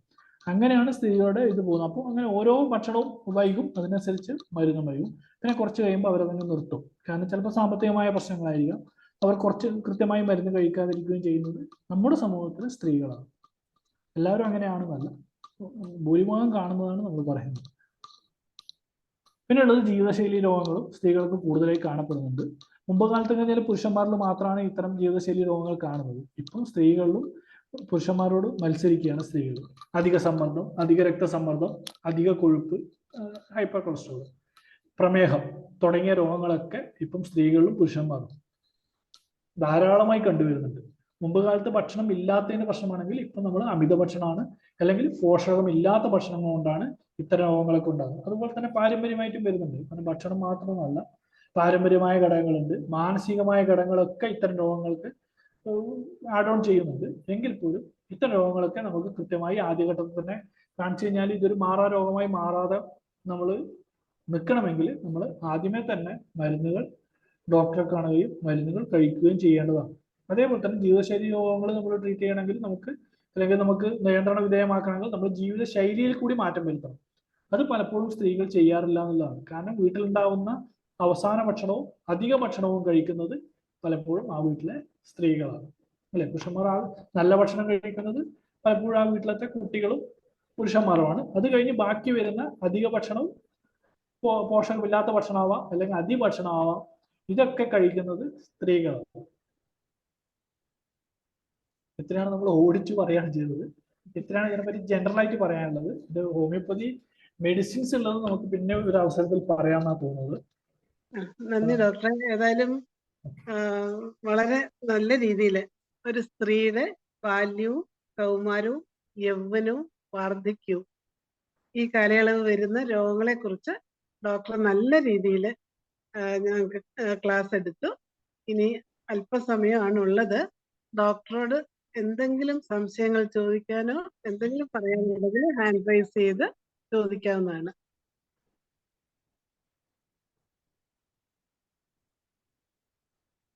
എന്തെങ്കിലും ചോദിക്കാനുണ്ടെങ്കിൽ ചോദിക്കാവുന്നതാണ്. സ്ക്രീൻ അങ്ങ് ക്ലോസ് ചെയ്യാമോ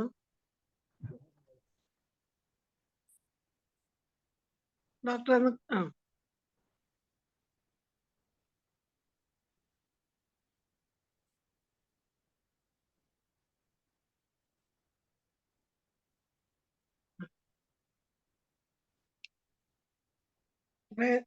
ഇത്രയും കേട്ടതിൽ ആർക്കെങ്കിലും എന്തെങ്കിലും ഡോക്ടറോട് ചോദിക്കാനുണ്ടോ? ഹാൻഡ് റൈസ് ചെയ്ത് ചോദിക്കാൻ. സലീം കുമാർ ഡോക്ടർ ഉണ്ടല്ലോ.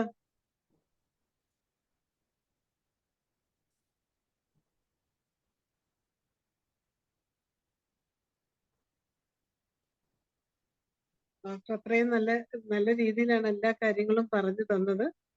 ശരിക്കും ബാല്യം മുതലുള്ള PCOS, തൈറോയിഡ്, അനീമിയ, ഫൈബ്രോയിഡ്, വെള്ളപ്പോക്ക്, മെനോപോസ്, ആർത്തവവിരാമത്തിലുള്ള രോഗങ്ങൾ, അതിൽ വരുന്ന ഹൃദയ സംബന്ധമായ രോഗങ്ങൾ, ക്യാൻസർ, അതിൽ ക്യാൻസറിൽ തന്നെ ബ്രസ്റ്റ് ക്യാൻസർ, സർവൈക്കൽ ക്യാൻസർ, അണ്ഡാശയ ക്യാൻസർ, അതിനുശേഷം മാനസികാരോഗ്യത്തെ കുറിച്ച് പറഞ്ഞു തന്നു. അൽഷിമേഴ്സ്, ഓർമ്മക്കുറവ്, അത് കൂടാതെ പിന്നീട് ആൽക്കഹോളിസം, മൈഗ്രെയിൻ, പിന്നീട് അസ്ഥി സംബന്ധമായിട്ടുള്ള ഓസ്റ്റിയോപോറോസിസ്, അതുപോലെ തേയ്മാന രോഗങ്ങള്, മലബന്ധം, പിന്നെ അതും കഴിഞ്ഞിട്ടാണ് നമുക്ക് സ്ത്രീകൾ നേരിടുന്ന അക്രമങ്ങള്. അതൊക്കെ ശരിക്കും പറഞ്ഞാൽ പിന്നെ ഉദര രോഗങ്ങള്, ജീവിതശൈലി രോഗങ്ങൾ, ഇത്രയും കാര്യങ്ങൾ ഈ കുറച്ച് സമയം കൊണ്ട് വളരെ നല്ല രീതിയിൽ ഡോക്ടർ നമുക്ക് ക്ലാസ് എടുത്തു. അടുത്തൊരു സെക്ഷനിൽ ഡോക്ടർ വന്ന് എത്രയും ഇതിനുള്ള ട്രീറ്റ്മെന്റ് കൂടെ ഞങ്ങൾക്ക് തരണം. അപ്പം ഇതിൽ ആർക്കെങ്കിലും ഡോക്ടറോട് ചോദിക്കാനുണ്ടെങ്കിൽ ഹാൻഡ് റൈസ് ചെയ്യാവുന്നതാണ്. ഇതിനു മുമ്പും ഡോക്ടർ നമുക്ക് ഇതുപോലെ നല്ല നല്ല സ്ലൈഡ്സും ഒക്കെ ആയിട്ടുള്ള ക്ലാസ്സുകൾ മുമ്പും നമുക്ക് എടുത്തു തന്നിട്ടുണ്ട്.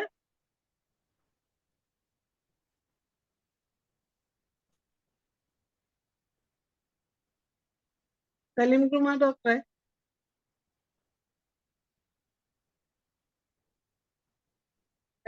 ധനേഷ് ഡോക്ടറെ,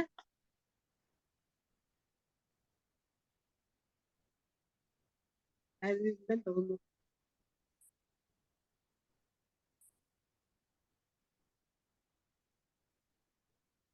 ഹ്യൂബർട്ട് ഡോക്ടർ ഉണ്ടോ? രമാദേവി മാഡം ഹാൻഡ് റൈസ് ചെയ്തിട്ടുണ്ട്.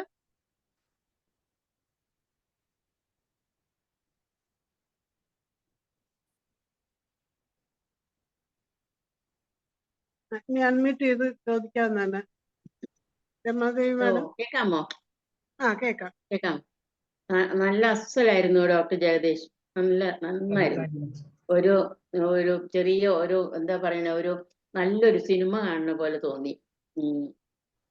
കൊച്ചിലെ മുതല് വയസ്സായിരുന്നവരെയുള്ള എല്ലാ കാര്യങ്ങളും ഓരോന്നോരോന്നായിട്ട് ഇങ്ങനെ പറഞ്ഞത് അസലായിട്ടുണ്ട്.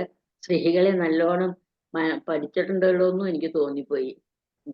ബ്രേക്ക്ഫാസ്റ്റ് കഴിക്കാത്തതും എല്ലാം. അപ്പൊ അതെല്ലാം നോട്ടീസ് ചെയ്തിട്ടെന്ന അർത്ഥം your wife as well as your mother is lucky. I think you will be asking them whether you have taken breakfast or not. I think so. Anyhow, നന്നായിരിക്കണോ കേട്ടാ, മോനെ നല്ലായിരുന്നിട്ടുണ്ട്. ഇനിയും വരണം. Okay, all the best. Thank you doctor, thank you.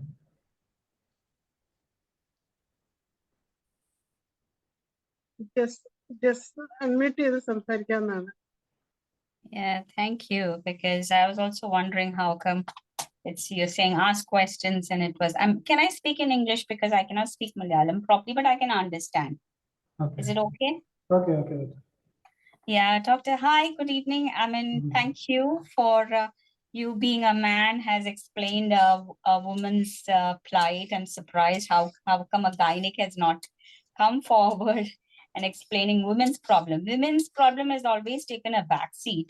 And what my aunt is a gynec actually. And I believe that most of the problems that women face, that health issues, they are not aware. And we need to spread this awareness also, and including men's also. I'm not saying just women's, but women are suppressed generally in South. Basically in India, women are suppressed and they quietly do their work and, carry on like a machine without knowing. I think the men have to be educated about women's health so that they will know how to take care of their women or sister or mother or whoever is there at home. I feel the education has to be focused mainly towards men so that they understand what a woman's health is and what are the hormonal changes that she goes through, instead of taunting and making fun, because I know what my mother has gone through and what I'm going through, basically what the society is and how the women are being treated, and it's just very casual. So thank you once again for having this and I really congratulate you. Please put it forward more and make this a movement. Thank you. Thank you, doctor. Thank you. Thank you ഡോക്ടറെ, നല്ല session ആയിരുന്നു. ഇപ്പൊ ആ ഒരു ഡോക്ടറാണോ അതോ homeopathy love ചെയ്യുന്ന ഒരാളാണോ എന്ന് എനിക്കറിയില്ല. എന്തായാലും അവര് നല്ല പോലെ ഒന്ന് അഭിപ്രായം പറഞ്ഞത് കൊണ്ടോ. അപ്പൊ ആ ഒരു സ്ലൈഡ് മലയാളത്തിൽ ശരിക്കും ആ ഒരു സ്ലൈഡൊക്കെ എടുത്ത് കാണിച്ച്, ഞാൻ ഇരിക്കും മുമ്പ് ഈ ക്ലാസ് ഡോക്ടറിന്റെ ഞാൻ കേട്ടിട്ടുണ്ട്. നല്ല സെഷൻ ആയിരുന്നു, നല്ല വെൽ എക്സ്പ്ലെയിൻഡ് ആയിട്ട്. പ്രത്യേകിച്ച് എനിക്ക് കൺഗ്രാജുലേഷൻ അറിയിക്കണം. കാരണം ഒരു സ്ത്രീയുടെ ഒരു മാനസികവും ശാരീരികമായിട്ടുള്ള ബുദ്ധിമുട്ടുകളെല്ലാം നല്ല അസലായിട്ട് മനസ്സിലാക്കിയിട്ട് സ്ത്രീകളെ നല്ലപോലെ ചിത്രീകരിച്ചതിൽ ഒത്തിരി നന്ദി. ഇനി ഇതിന്റെ തിയറപ്പിറ്റിക്സും കൂടി കിട്ടണമെന്നുണ്ട്. അതിന്റെ രണ്ടാം ഭാഗത്തിലേക്ക് ഡോക്ടർ വരുമെന്ന് ഞാൻ പ്രതീക്ഷിക്കുന്നു. Okay, thank U. വീണ്ടും വീണ്ടും ഞാൻ വരണേ. ഈ സ്ലൈഡും കൂടി ഒന്ന് അടുത്ത പ്രാവശ്യം അതൊന്ന് കാണിച്ചു തരണേ. Okay, thank you. Jayalalitha doctor ഒരു നന്ദിയും കൂടെ ഡോക്ടർക്ക് പറയണേ. ഓക്കെ, ഈ ഇത്രയും നല്ലൊരു എഫർട്ട് എടുത്തിട്ട് നല്ലപോലെ അധ്വാനിച്ചിട്ടുണ്ട് ആ ഡോക്ടർ. എന്തായാലും നല്ലൊരു സെഷൻ എടുത്തിട്ട് ഇവിടെ അവതരിപ്പിച്ചതിൽ എന്റെ പേരിലും IAPHന്റെ പേരിലും ഹോമിയോപ്പതി സ്നേഹികളുടെ പേരിലും ഇവിടെ അറ്റൻഡ് ചെയ്തേക്കുന്ന എല്ലാ ഡോക്ടേഴ്സിന്റെ പേരിൽ ഒത്തിരി നന്ദി. വീണ്ടും വീണ്ടും വരിക ഈ പ്ലാറ്റ്ഫോമിലേക്ക് അടുത്ത ഒരു സെഷനും കൂടി ആയിട്ട്. ഓക്കെ ഡോക്ടറെ, താങ്ക് യു. നന്ദി ജയലളിത ഡോക്ടറെ. എന്തായാലും ഡോക്ടറെ നല്ലൊരു ക്ലാസ് ആയിരുന്നു.